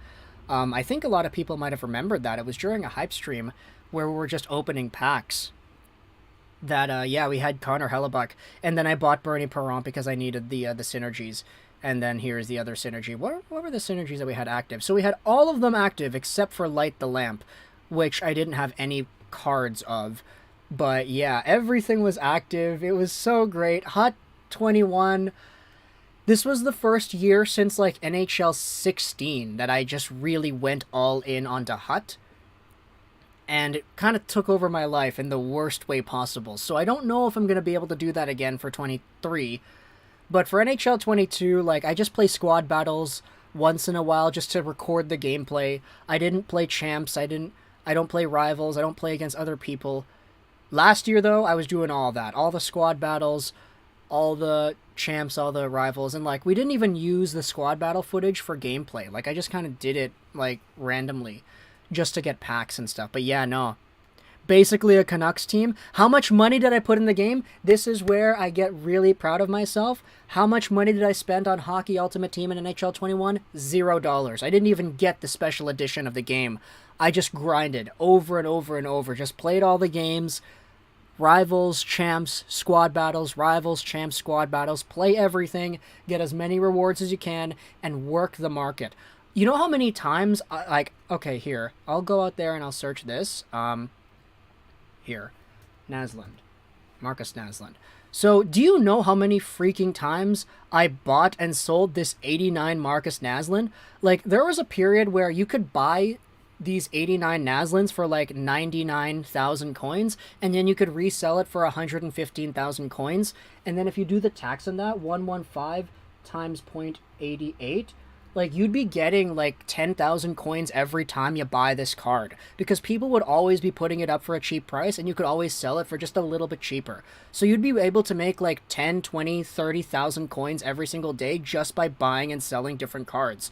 So, like, that's kind of what I did. I really worked the market to the point where I was able to buy and sell cards, as well as, obviously, getting awards and everything to the point where a team like this is possible, even though you are free to play. So, yeah, 99 Besser, 99 Naslund, 99 Howie, 99 Henri Marchard, 99 Matt Sundin, 99 Ovechkin, 99 Sid Abel, 99 Makar, 99 Bork, 99 Lidstrom, 99 Bernie Perron, like, all free to play. I did not spend a cent on NHL 21 Hockey Ultimate Team, so, yeah. Sorry about all the Hut talk, though. I just wanted to talk about some other stuff while we're filling in the time here. The new Madden and FIFA and F1 is crossplay, but I think NHL is going to be crossplay. It has to be, man. End or more half? Tell me, guys. Waiting for the third to start, yeah. Hella dubs. Do you have the cross-gen version of the game? I have the PS5 version of the game. Do you think Ottawa will make a big move this summer with the likes of Fiala, Giroux, connect near to Brinkett? Would be incredible to see Formanton, Stützle, and Brinkett on the second line. That would be, yeah. That'd be pretty cool. I'd like that a lot. There's a free 99.2 that came out for objectives. Yeah, I don't think I actually got that one. I remember there was one of those, but I don't know if I had it. That might have been actually... I don't know. Must have been it was towards the end, I'm pretty sure, yeah. 23 needs crossplay, or at least cross-market. I will refuse to get the next game until they make it cross-platform. Yeah, people are really, wanting that crossplay, so yeah. Miller, Naslund, this was such a good line for me, man. How did you get your PS5? We, as in like me and my mom, we followed a Twitter account that updated, with links like, oh, Walmart.ca has just posted new PS5 bundles here. Oh, Costco.ca just posted something. Oh, Toys R Us just posted something. And like, we just camped out with notifications on. And I got a PS5 that came with, it was 2 controllers and a headset, something like that.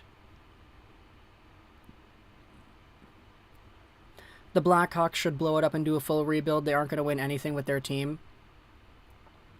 Crossplay doesn't fix the game, but it's the step needed to make NHL great again. Yeah, for sure. Like, the game is still bad, even if it's crossplay. Like, the gameplay and everything, it's really not, like... The wraparound works so easily in this year's game, and the physics... While I do like the physics, it does make things a lot more challenging than it needs to be. Crossplay wouldn't fix the game, but you need it to make the game good again. There's this weird glitch in NHL 22 where Louis Eriksson is a 78 instead of a 99. Wow, that's funny. I need a PC NHL game so bad. You could, like, mod that game so well, I think. What are the last cards that were added to Hut 21? Let's see. Like, big throwback here. Oh, wow. Oh, no. This is Hut 22. Okay. 21. What was the last cards that were added here? Stolars, Hall, Zajac, Anderson. Yeah, these Shades of Summer cards, eh? That's kind of how it goes, yeah? Tyler Seguin. How much did I pay for my PS5? Like 800 Canadian or whatever it was.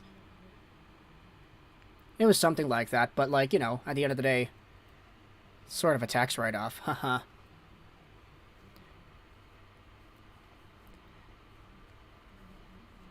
Y'all are watching this instead of watching the Stanley Cup. Trevor, man, we're in the second period intermission. The game isn't on yet. We're hopefully only 20 minutes away from Colorado winning the Cup. I am with you, Cliff. John Cooper has been complaining a lot in this series, though, man.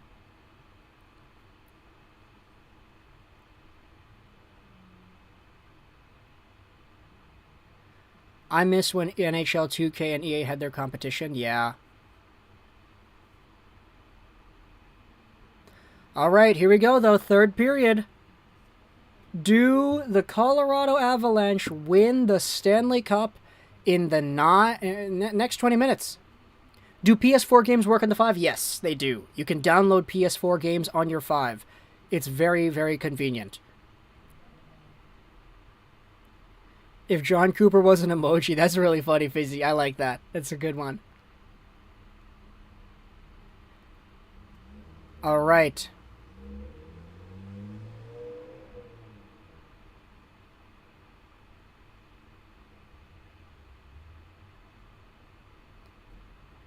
All right, so the referees are talking to Cooper to start off the period. I don't know what for.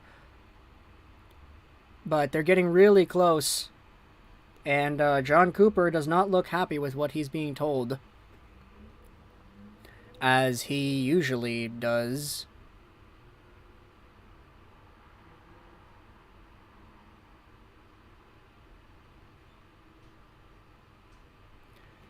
We need Game 7 for the culture. No, we don't! I have hockey on Tuesday. I don't want to miss it for Game 7. Here it is, Detroit Dabber. Potential last period of the season. Hagel versus McKinnon.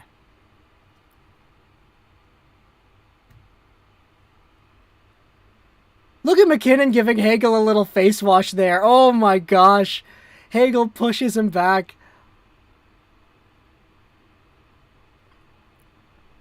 Come on, drop the puck, drop the puck. All right. McDonough risks that one all the way into Colorado territory. Back in front it goes for Killorn. It doesn't go. Here's Hagel now. Stopped up on the right point. Comes down the right side. Falls to his knees. Sends it in deep. Picked up by Killorn. Killorn to the high slot. McDonough. Shot made by Chernak. Fearless block by McDaddy. I think he got that in his, the groin area. Oh, boy. And now it's icing. Okay. That was kind of anticlimactic, I guess. Look at that shot by Sergachev. Oh, what a nasty block by McKinnon. Great block. Oh, he got off the inside of his thigh. That's what it was. Okay. Lego, is this the best Stanley Cup final in recent years? I think so. This was a really good one. Kucherov. Oh, lost a handle on it. Okay. Now it's sent all the way back down. And are the Avalanche just going to start icing it over and over again? They iced it again, man. Oh my gosh. I mean, I could understand them being defensive, but I think they could try to get another goal, maybe. Try to get another goal. All right, it's Rantanen versus Stamkos. Kucherov a shot, a good block by Rantanen. Now it's picked up by Devon Toews. He goes off the glass and out. Picked up by Lehkonen. He comes down the right. Lehkonen, wide-angle shot, deflected away by Vasi. Kucherov now. Back down low. Sergachev will reverse to Kucherov. And he breaks out. Nope, just kidding. He sends it back to Sergachev. Here comes Sergachev. Right down Main Street. Cuts over to the left side. Picked up by Kucherov. He gets tripped. Is there going to be a penalty? No! No penalty! Kucherov got tripped as he entered the zone. Kucherov, man. Tampa, though, plays it back around. And now they have a pass forward. It's a 2-on-1. It's Corey Perry and Kucherov. Kucherov misses the net! Oh, no! Oh, no! 2-on-1, and Kucherov missed it! He beat the goalie, too! Oh, my gosh! Not the period that Tampa Bay wanted to start. Oh, man, okay. Long pass forward. Corey Perry sends it in deep. Manson goes up the wing. And look at this. Colorado, the first 2 minutes, they're just sending it out and sending it about. They're just going out and out and out and out and out. And the referees are not going to call anything because it's potentially the last period of the season. Now it's back into Colorado territory once again. Here's Manson. Flips it up for Newhook, who goes back into his own corner. And now Rantanen chasing after Sergachev on that. Sergachev, though, doing a good job to protect the puck. Here he comes out, 17:22 to go here in the third. Right now we're at 17:19, 18, 17, 16, 15, 14, if you want to synchronize your broadcasts here. Cernak to the right point. Belmar with a shot. It goes wide. Looked like it was deflected off a skate or something. And now the Avalanche, they get this one into the Tampa zone. Here's McKinnon. He shoots! That one's popped up high. Lehkonen behind the goal. Plays it out in front. Picked off a shot made. Nichushkin gets stopped point blank by Vasilevsky. Oh, man, you could really feel the nerves. This is not the second period anymore. Here's Kadri, shoots. It's blocked by McDonough. And out into the corner. McDonough reverses to Ruda. Ruda up the wing. Over to Hagel. He gives it away to Kadri. Let's go, Kadri! Kadri shoots! Oh, it goes up over the goal. What a bad giveaway by Hagel. Why is NHL.com not working right here? Come on. Come on, let's go to the third period plays. There are no plays. You're not listing any plays. It's not even listed as going yet. Okay, it's glitched. Here's Helm. In on goal! A shot made, and that one was tipped over the glass by the Avalanche player. Holy dude, you could really feel this is not the same game. Kucherov misses the net on a 2-on-1. Lehkonen centers it for a prime scoring opportunity by Nichushkin. Nobody is chatting in the chat either. We're just kind of sitting back and just like, we're just feeling it, man. We're just feeling it. Oh boy, 4-0 the shots on goal in this period for Colorado. Tampa wins the draw. They get it out to neutral ice, but not enough to take it away. I'm in awe right now. Me too, David. Me too. Rantanen down low. Lehkonen feeds it over for Rantanen. Oh, he tries a little cheeky backhand no-look pass. Lehkonen steals it. Here's McKinnon. He shoots. Blocked. And over the goal it goes. Woo, boy. Patrick Laine for Besser? I would take that, honestly. I think Laine's a better player. 15:39 to go here in the third period. And this has been an absolute stalemate of a showcase here. I cannot believe what we're seeing. These teams are playing so differently. Oh, man. Okay. Colorado wins the offensive zone draw. Taves, He tried to wrist it in deep, but he sent it over the glass. What was that? Something carbonated will help 7-Up. Sorry, Karen, but I had hiccups like an hour ago. We're good now. Thank you for the concern, though. I appreciate it. Okay. Okay. Zone, or face off in the Tampa zone. Tampa wins it. They quickly facilitated out to neutral ice, but Killorn got that taken away from him. Here's Sergachev, wrists it in deep. Cale Makar chips it off the boards, trying to find his teammate. It's taken down there, now picked up by Makar. He's got a step on Hagel. Makar can't dump the puck in, lost a handle. Now it's almost sent over for Killorn on a breakaway, but taken away by Taves. Good play there. Now here's Nichushkin with some speed down the middle. He shoots, glove saved by Vasi. He covers up, and we'll have another face-off in the Tampa zone. Oh, man. Anybody else just completely, like, taken aback by what we're seeing here? They're playing so differently.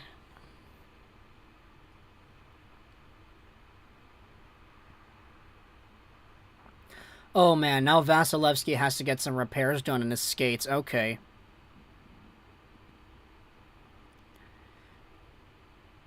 I think we can expect a much better season for Besser compared to the last. Yeah, I hope so too. I have no words. Me too. Like, I don't even know how to describe what I feel. Am I like... I'm surprised, that's for sure, but am I frustrated? Am I like... Am I upset? Am I excited? Like... These two teams are playing so differently. Colorado is just completely going on the defensive, and Tampa, you could really feel that they are nervous. This is awesome. Insane pace. Yeah.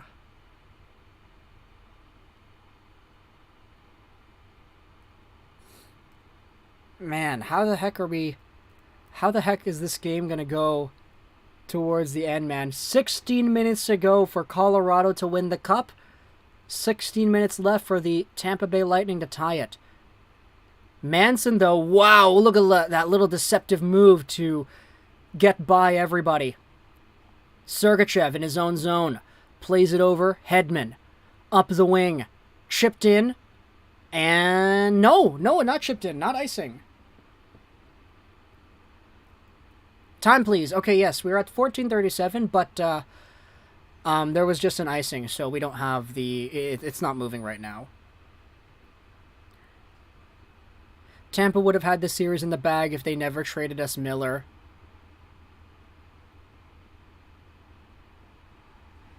I mean, they won 2 cups already, so I don't think they really care. Face off to the left of Vasilevsky. Right now we're at 14:35, 34, 33, 32, 31, 30, 29. There you go. There's a countdown just in case you wanted to synchronize everything.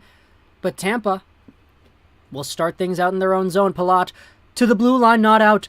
Stolen away by Palat once more. Devon Taves gets it and sends it in deep. And now it's stopped up behind the Tampa goal line. Here's Chernak. Long pass forward. Now up it goes for Cirelli, but that was a sloppy play. They didn't get it. Landeskog just dumps it back in. Colorado is playing so defensively, and it's working so far.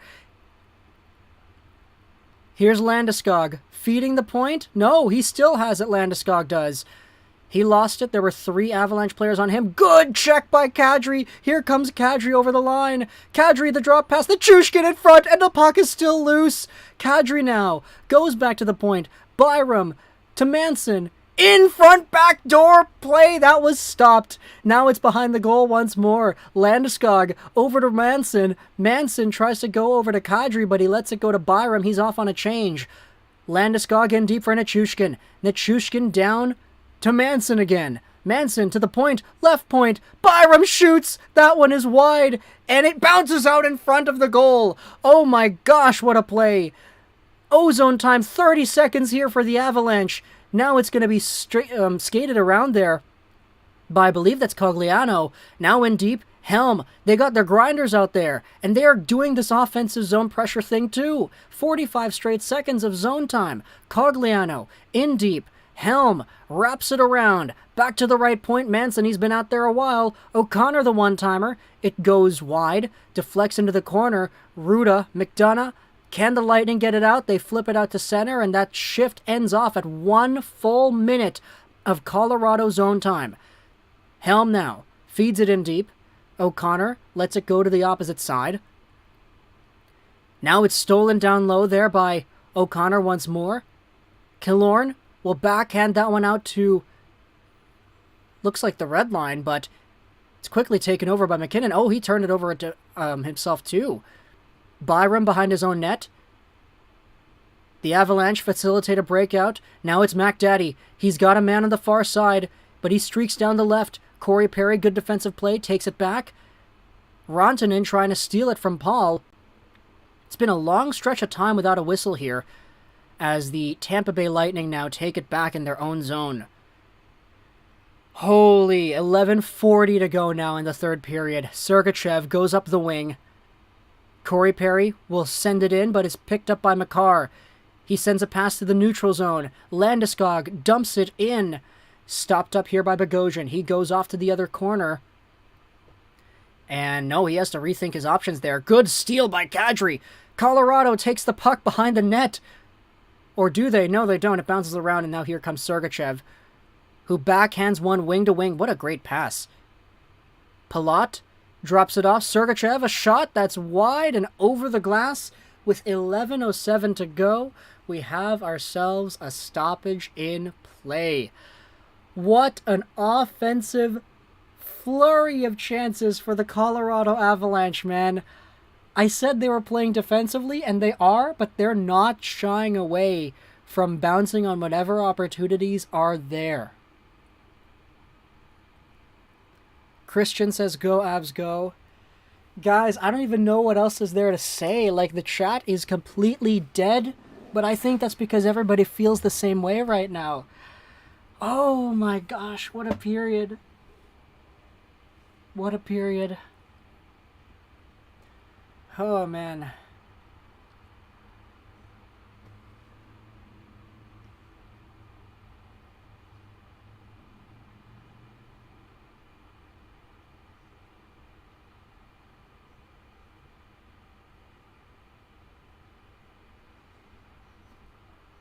I gotta catch my breath a little bit. I don't want to, like, you know, do the thing too quickly and, like, I get the hiccups again. Honestly, some of the best hockey I've seen this season. Yeah, man. No shots on goal for Tampa in this period yet. That is crazy. Yeah. Considering they had a 2-on-1 where Kucherov missed the net. Oh, my goodness. Manu says it's over. Professor from Brazil, thank you so much for the super chat. I really appreciate that.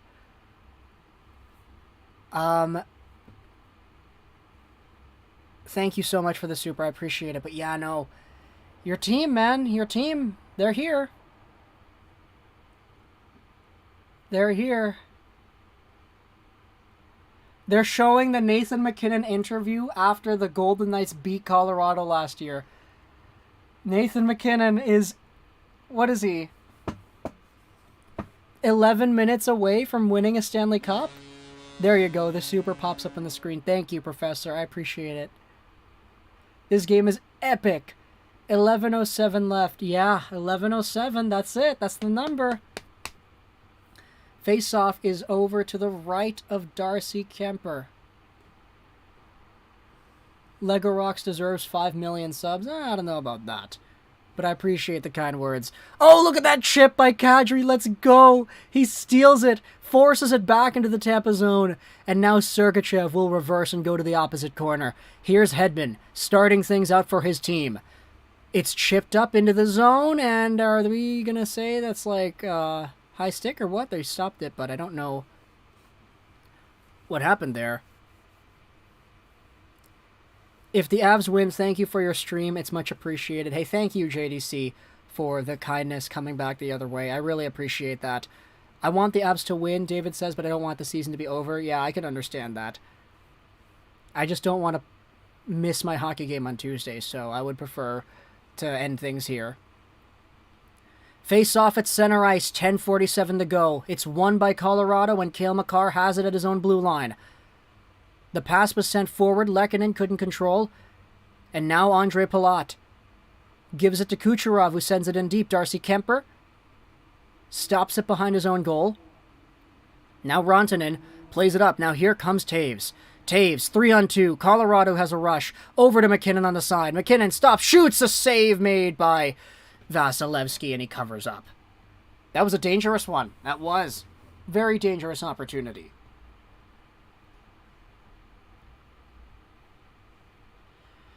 Oh boy, Darcy Kemper, man.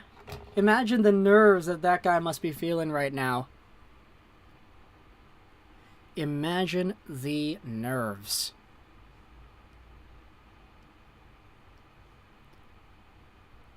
Face-off will be to the right of Vasilevsky. Tampa wins the draw. Quick breakout attempt here. Hagel flips it out to center, but it's taken away by Bowen Byram. Byram centering pass. Works on a second attempt. Here's Nichushkin. Shoots it in deep, but to it is McDonough, who goes up the wing. It's chipped out into the middle. Colorado regains control, but not for long, as Eric Chernak has it in the middle. He throws it over to McDonough. Long pass forward, stopped up by Kemper, who gives it off to the defenseman. He goes up the wing. Great play there. Now Byram, over to Manson. Manson has some time and space. Skates it to the red line, dumps it in. They are just dumping it and chasing it the entire time. Exodus, what's going on, man? We missed you here. We had a few mods even saying they missed you here. How are you enjoying the Stanley Cup Finals? Here comes a one-on-one. It's Riley Nash. Walks right around the goal. Stops up. And he gets that one taken away and swallowed up by Darcy Kemper. Lego, don't know if you remember me. Hope you had a great day. Off the post, yes, I do remember you, my friend. Thank you for being here. If the Avs win, I hope people get off of Kemper's back. Me too. Me too. Exodus, though, man. Really nice to see you. I've been seeing your posts lately. You've been living a good life. That is awesome to see, for sure. A lot has changed since you were here last. I'm back for the end, Popeye Sailor says. Fizzy says, Exodus. Yes, Exodus is indeed here.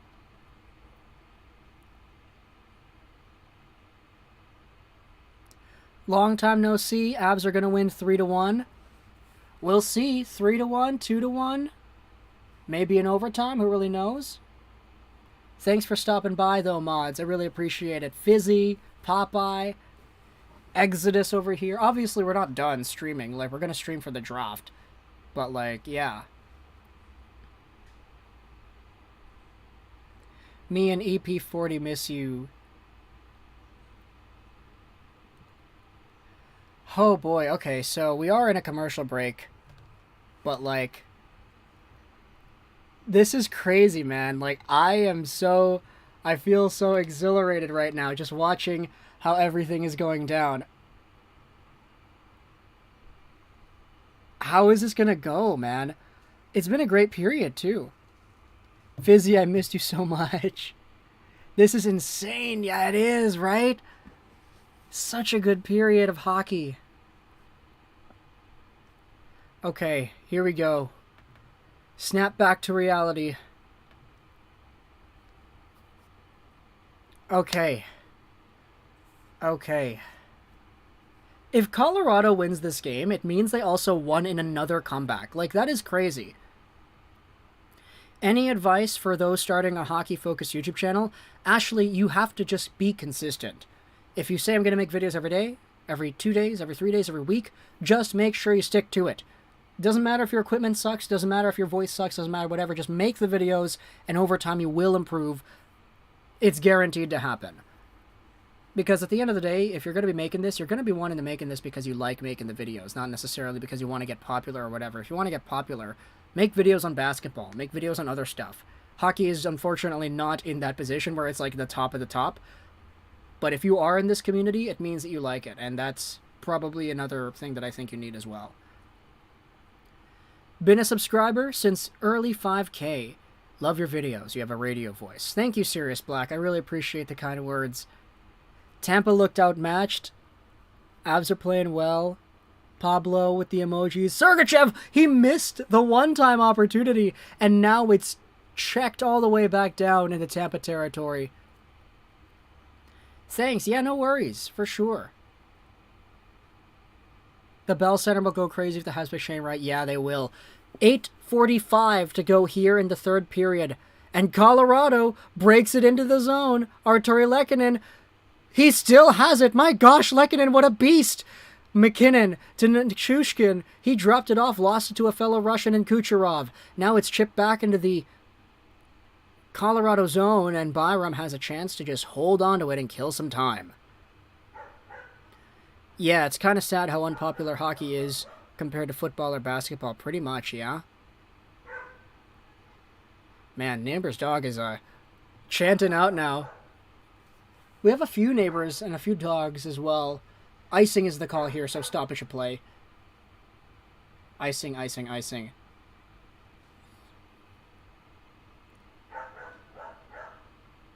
Hey Lego, going to do any videos on the Memorial Cup soon?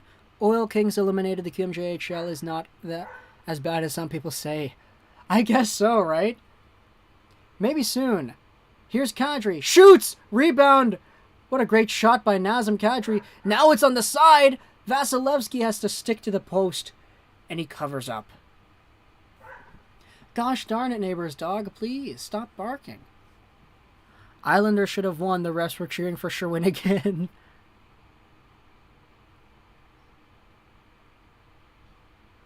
Makar is winning the Smythe, though. Yeah, I was kind of feeling Makar. I felt Landeskog had a chance of winning it, too, but I feel like Makar also was like already at the start of the race there. Face-off won by the Avs. They send it in deep. Picked up here by Landeskog. He tries to go deep again. Doesn't work.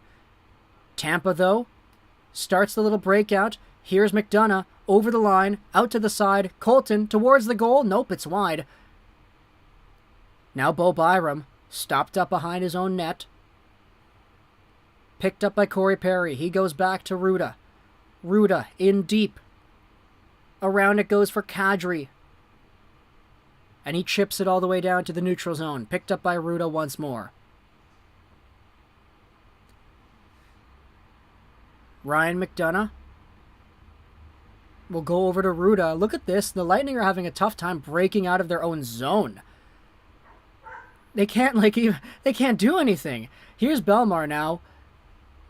Plays it up. Newhook intercepts. Belmar gets it back. And now it's onto the stick of Nikita Kucherov. Yes, there you go. Great play. Great play to break up that little dangle there.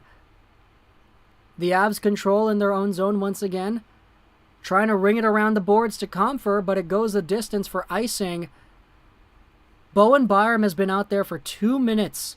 1:54. Look at that great defensive play by Newhook. Kucherov tried to go inside-outside, but nah, he kicked it away. They should make the Pat Maroon Award for the player winning team on the Cup that added the least amount of value. Stamkos confidently wins the draw in the offensive zone, but it goes out to the neutral ice.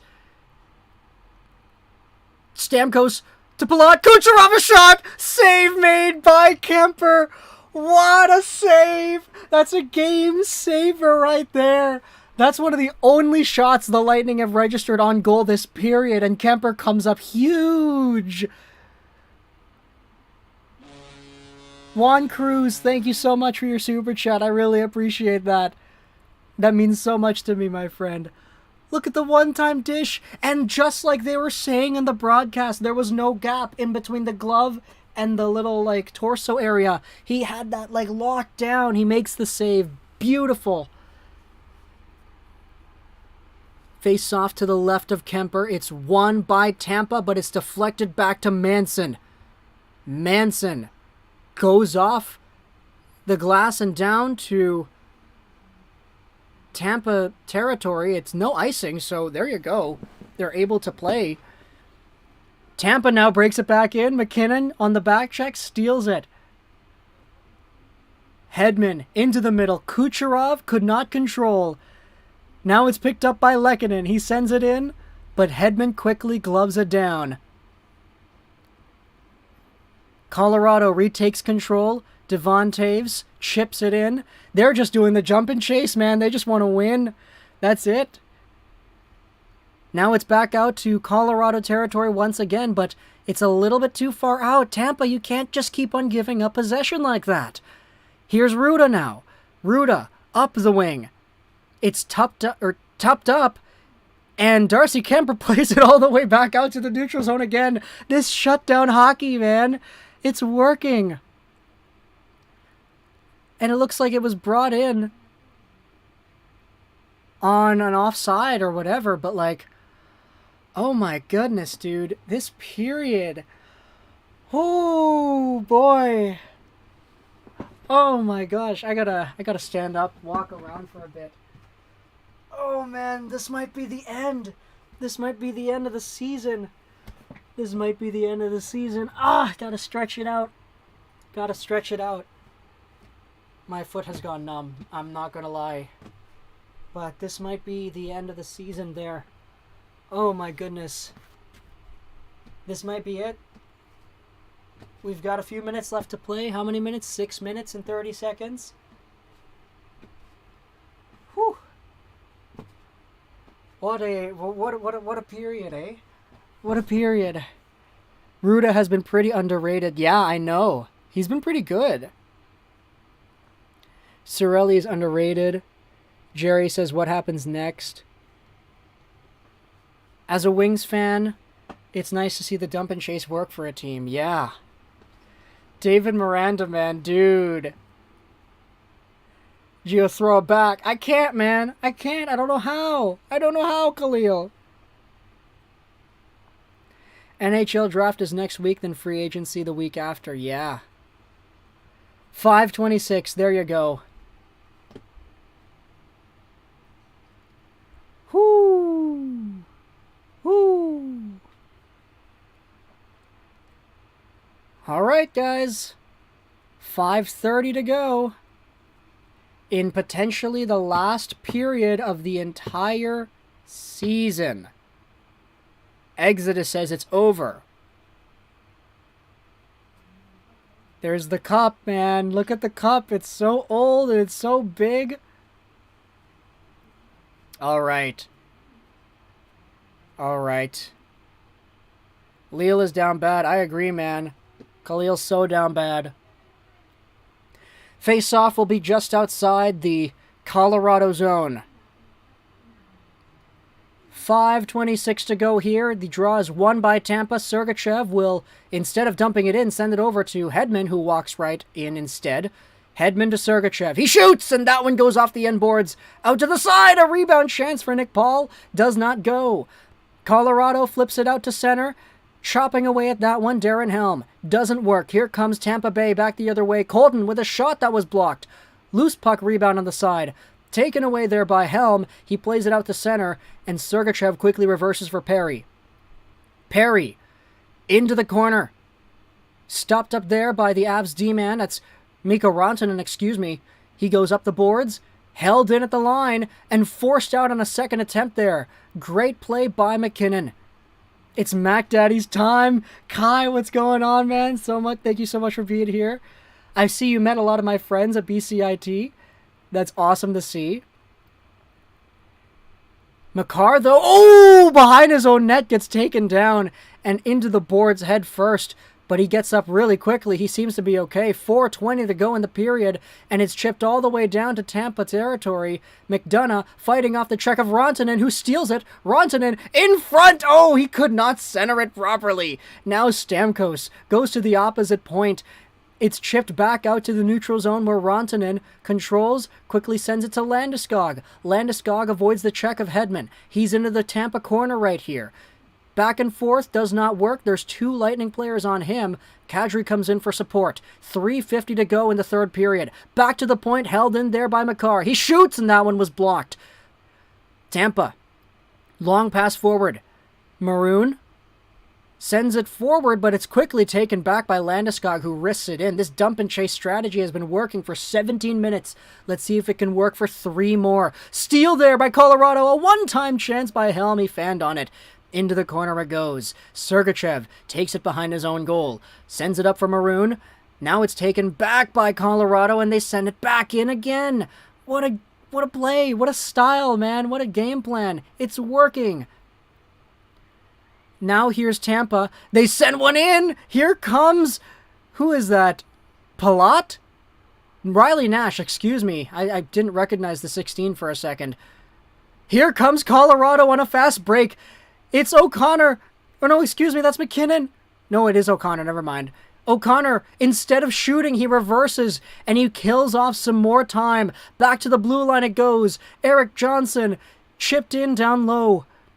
Lehkonen battling hard for it in the left corner. He's still got it. Tries to go back. Here's a shot by Byram. It's blocked. Now Tampa comes the other way. Here comes Hagel. Gets through the check of 2 Avalanche players. Sends it in deep. Byram is there first, but Chiarelli is so hard on him he can't help but steal it away. Hedman to the left side. A shot to the goal. Good block there by the 2 Avalanche players that were right on the side. Now Tampa sends it back in. Taves is there first. He chips it to the short boards, but first onto it is Killorn. Good defensive play by McKinnon to take him down. McKinnon, Landeskog fighting for it. They get it out to center ice. Tampa has to clear. They have the empty net now. 6-on-5 for Tampa. Here's Corey Perry. Stopped up on the half boards. Back to the point. Hedman. Over to the left. Shot made. No. Fake shot. Kucherov, the one-timer. And that one was blocked by Landeskog. I don't think Landeskog has a skate blade. He's hobbling all over the ice. He cannot skate.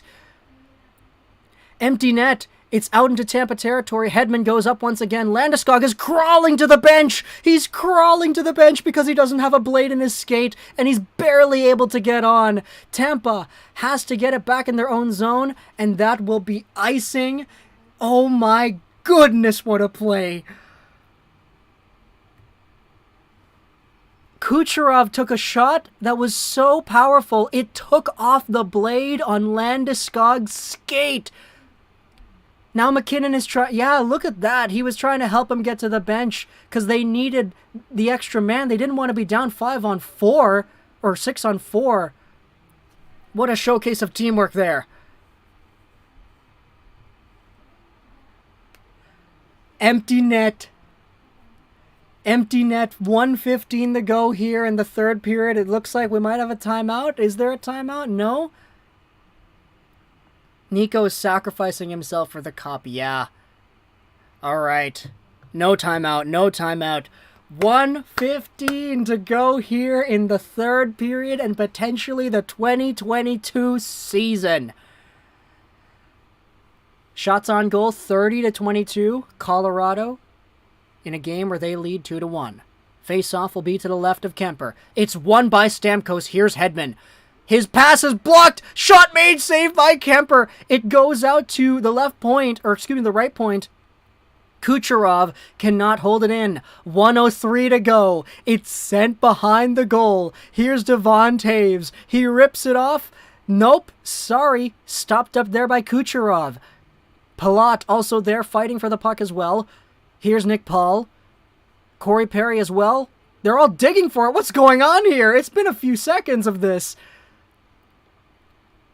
On the half boards, it's Kucherov. He walks into the middle, shoots, and that one was blocked. Kucherov, a one-timer, deflected away. 33 seconds to go, and they send it all the way down to Tampa territory. Is it enough for icing? No, it's not enough for icing. 24 seconds. Victor Hedman has one more chance to start things out. Kucherov is so upset at the bench. He's throwing his glove. What's happening there? They get it out once more. Colorado forces it into the Tampa zone. 10 seconds to go. It's in the Tampa corner. Nate McKinnon, Cale Makar, Kadri, call them Stanley Cup champions because they just got it done, baby. They won the Stanley Cup. It's 2-1 the final score.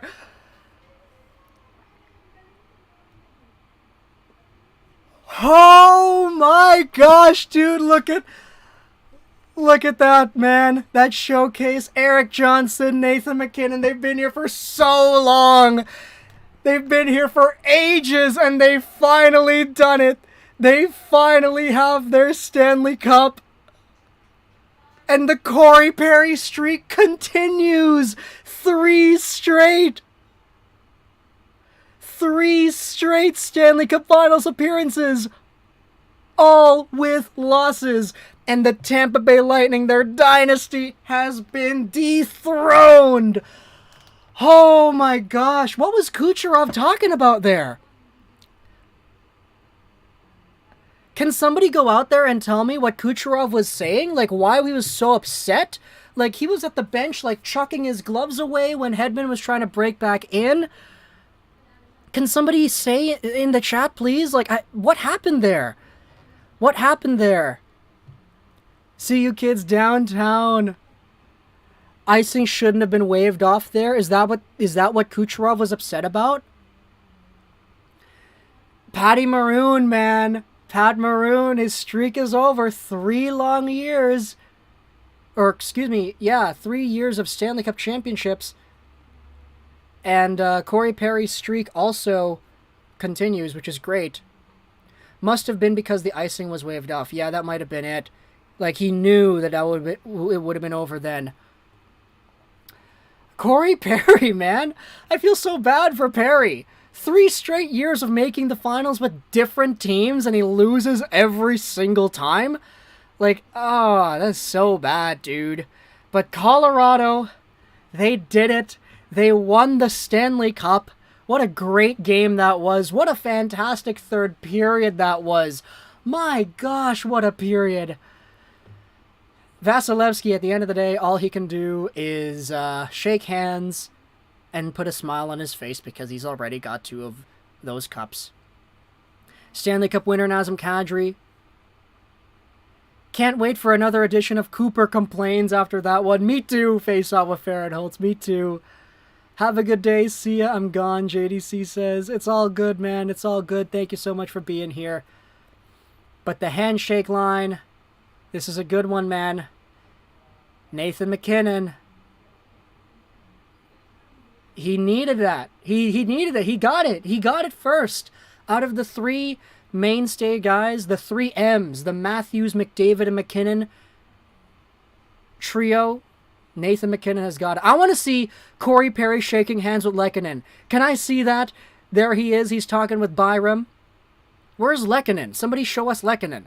That's the one that I want to see the most. Artturi Lehkonen has scored a Stanley Cup winning goal. Are you kidding me? Lehkonen, dude. He's so clutch. Back-to-back goals to score overtime markers to put his team in the finals in the Western Conference in 2021 for Montreal and 2022 for Colorado. And he scores the Stanley Cup winner in Game 6 in Tampa this year. My goodness, man, Artturi Lehkonen's such a clutch hockey player. Makar or Mackey for Conn Smythe? I was saying Makar the entire time, but I don't know. Maybe this game cemented MacKinnon. I'm not sure. We'll see what happens. Where's Lehkonen, man? I want to see Lehkonen in this handshake line. Oh, man. Okay, no, it already passed. It already passed. Happy for Helm? Yeah, that's true. Darren Helm has himself a Stanley Cup again. It only took him, like, what, 15 years to get back here, so good for him. But, yeah, no, Corey Perry, his contract is 2 years long, guys, so we can stop it with the Corey Perry to the Avalanche comments. I believe it's 2 years long, something like that. 3 straight L's for Perry. Yeah, I know, man. At the end of the day, this Colorado team was just so good. They steamrolled their way to the Stanley Cup Finals. 2 sweeps. Nashville, Edmonton, only lost twice to St. Louis. Then they only lost twice to Tampa as well.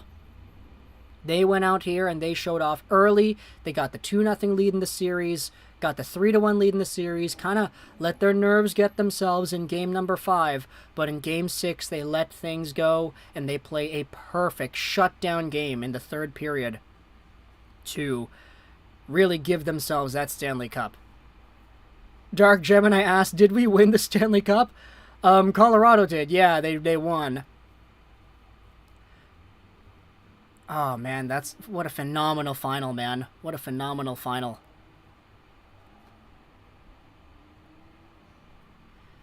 Feels surreal because of their second-round exits. Yeah. Sirius Black, congrats, Quebec. Yeah, congrats, Quebec. Congrats to Quebec for sure. If EP40 and Exodus were emojis.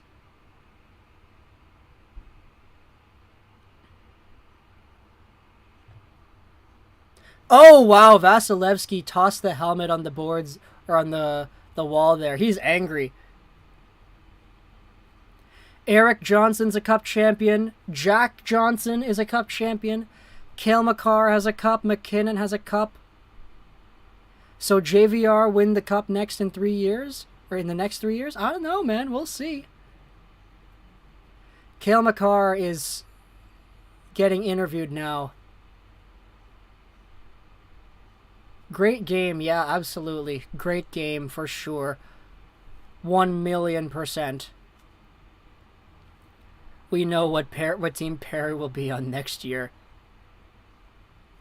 I just want to see who wins the Conn Smythe. Matt Duchene takes the biggest L, though. The Avs coach won the ECHL Cup, the AHL Cup, and the Cup. Yeah, good, man. That's really good. Give Tyson Jost the Conn Smythe. Darren Helm for Conn Smythe. Oh, man, what a great game. I'm so happy to have watched that live, and I'm so happy that I don't have to miss hockey on Tuesday. Let's go. Kadri and Bozak both have a cup ring. JVR next. Oh, Kessel as well, right? JVR, yeah. JVR might be next. Not gonna lie, this was a fun series. It was, yeah.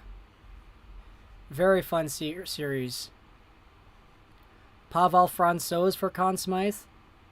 We know what team is losing in the finals next year. Holy Colorado. Awesome series. I just want to see who wins the Conn Smythe. Then we might just end the stream off there. But, man. That was really emotional. That was really emotional. Us Isles fans are proud to watch Taves get his cup. Yeah. Taves has the cup after making a terrible trade with the Islanders. Or after the Islanders made a very terrible trade. So in 4 years, Austin Matthews wins the cup with the Coyotes. Love you, Lego Valdemar. Thank you, man. I love you guys, too. Alright, let's see who got the Conn Smythe. What a series. Great job to both teams. Avs seem to want it more than Tampa, though. GG.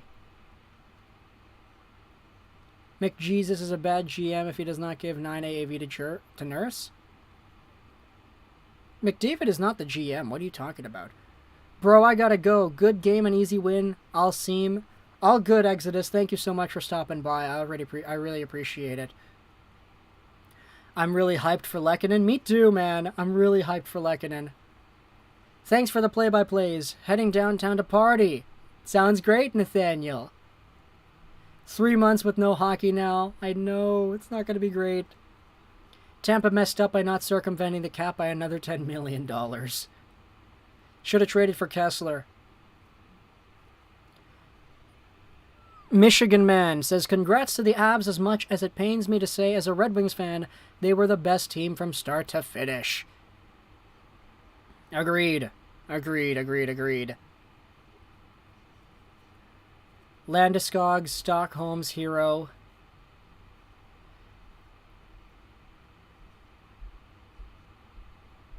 World Juniors happening.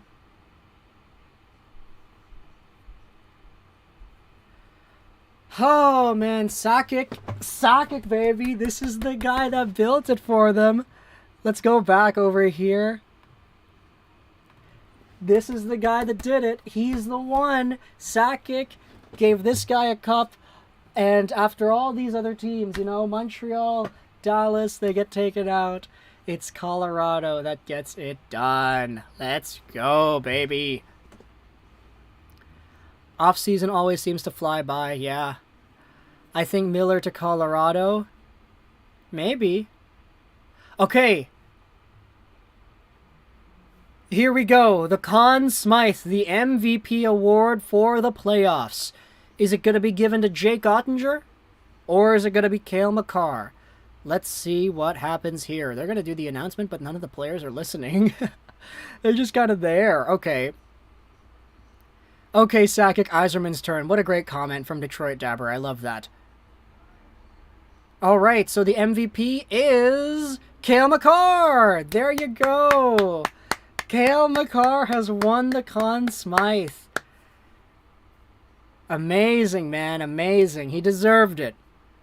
He deserved it. But at the end of the day, this is a Stanley Cup that was awarded to the best team. We know how good the Avalanche have been. We know how much they've wanted this. I guess Adrian Dater's comments did mean something. You just go out there and just say, screw it. We're just going to win this thing. Stop thinking about it. We're just going to do it. We're just going to do it. We did it. They did it. 2-1 in Game 6 of the Stanley Cup Finals on the road. Artturi Lehkonen has a Stanley Cup winning goal. Oh, man. Justin Barron, Montreal, the draft, or the trade and everything. Good for Montreal, but man, I'm happy for that former Canadian and Artturi Lehkonen for sure.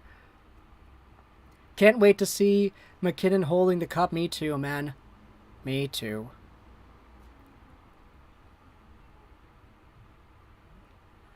Alright, so I think, was it the altitude? Yeah, I don't know. It might have been the altitude. That's like, where is Gary Bettman? I didn't actually see Gary Bettman, so I don't know what the answer to that question is. Stanley Cup, though. It's being awarded. Very deserving. Cale, yep. Yep. Very deserving indeed. Who does Landeskog give the cup to first?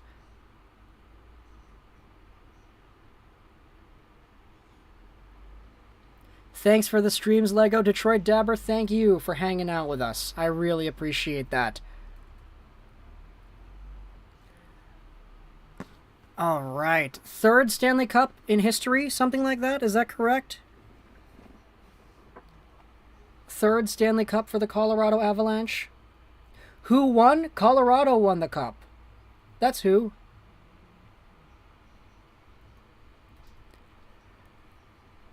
Thanks for the play-by-play. Have a good night. Take care, all. So how you doing? Thank you for stopping by.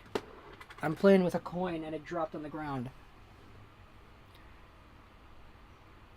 All right. The Bolts won, yeah. Pfft. Landy gonna give it to McKinnon first? Maybe he gives it to Eric Johnson, you know? Longer tenured Avalanche player.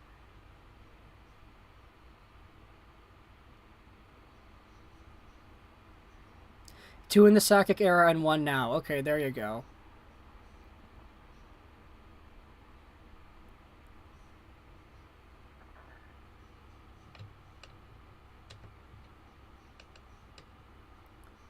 All right. Let's turn up the volume just so we can hear. All right. McKinnon is the most famous Avs player. Yeah, I agree. I'm gonna have some sushi after this, and I'm gonna go to Tim's, and I'm gonna get a donut. That's the plan. All right, let's go, Landy. Landeskog is gonna hoist the Stanley Cup. Stanley Cup champion, Gabriel Landeskog. Let's go, baby.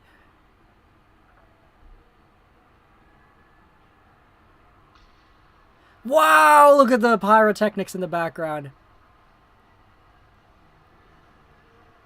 Yeah, Yeah, he did it. Let's go. Landy has the cup. He's taking a lap around with it too.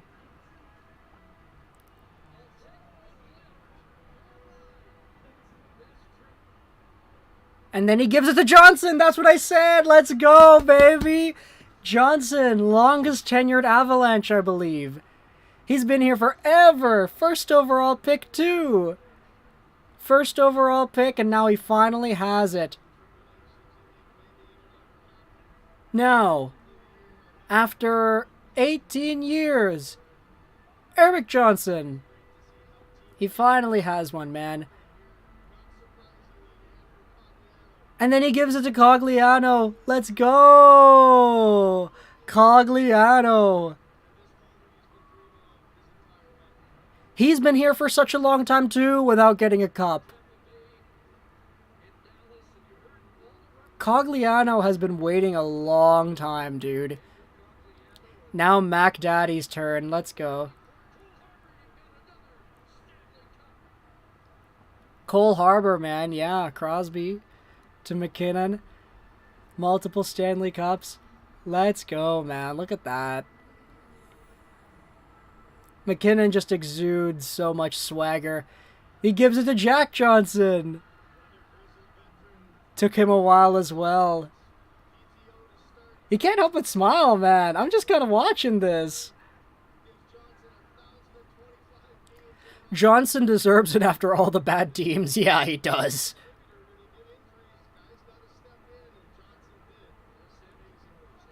Sam Girard was out. That's the only reason Johnson was like there. Nazem Kadri, let's go. Nazem Kadri, former Leaf. Man. Tyson Barrie, Alex Kerfoot, all these other former Leafs in that trade. Nazem Kadri is a Stanley Cup champion. Amazing. Amazing. Oh, is that Burakovsky? Burakovsky! There you go. He gets it too. He didn't even play, but like he was there, yeah. Now Darcy Kemper, let's go. Darcy Kemper is a Stanley Cup champion. That is amazing. Makar is getting it last because he's young. I think like Byram and Newhook are probably going to get it last.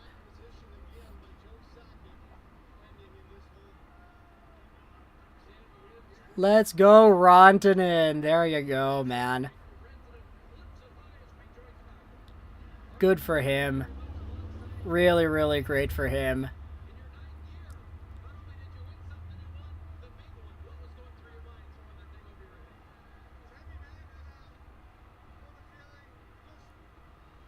Oh, Darren Helm, let's go.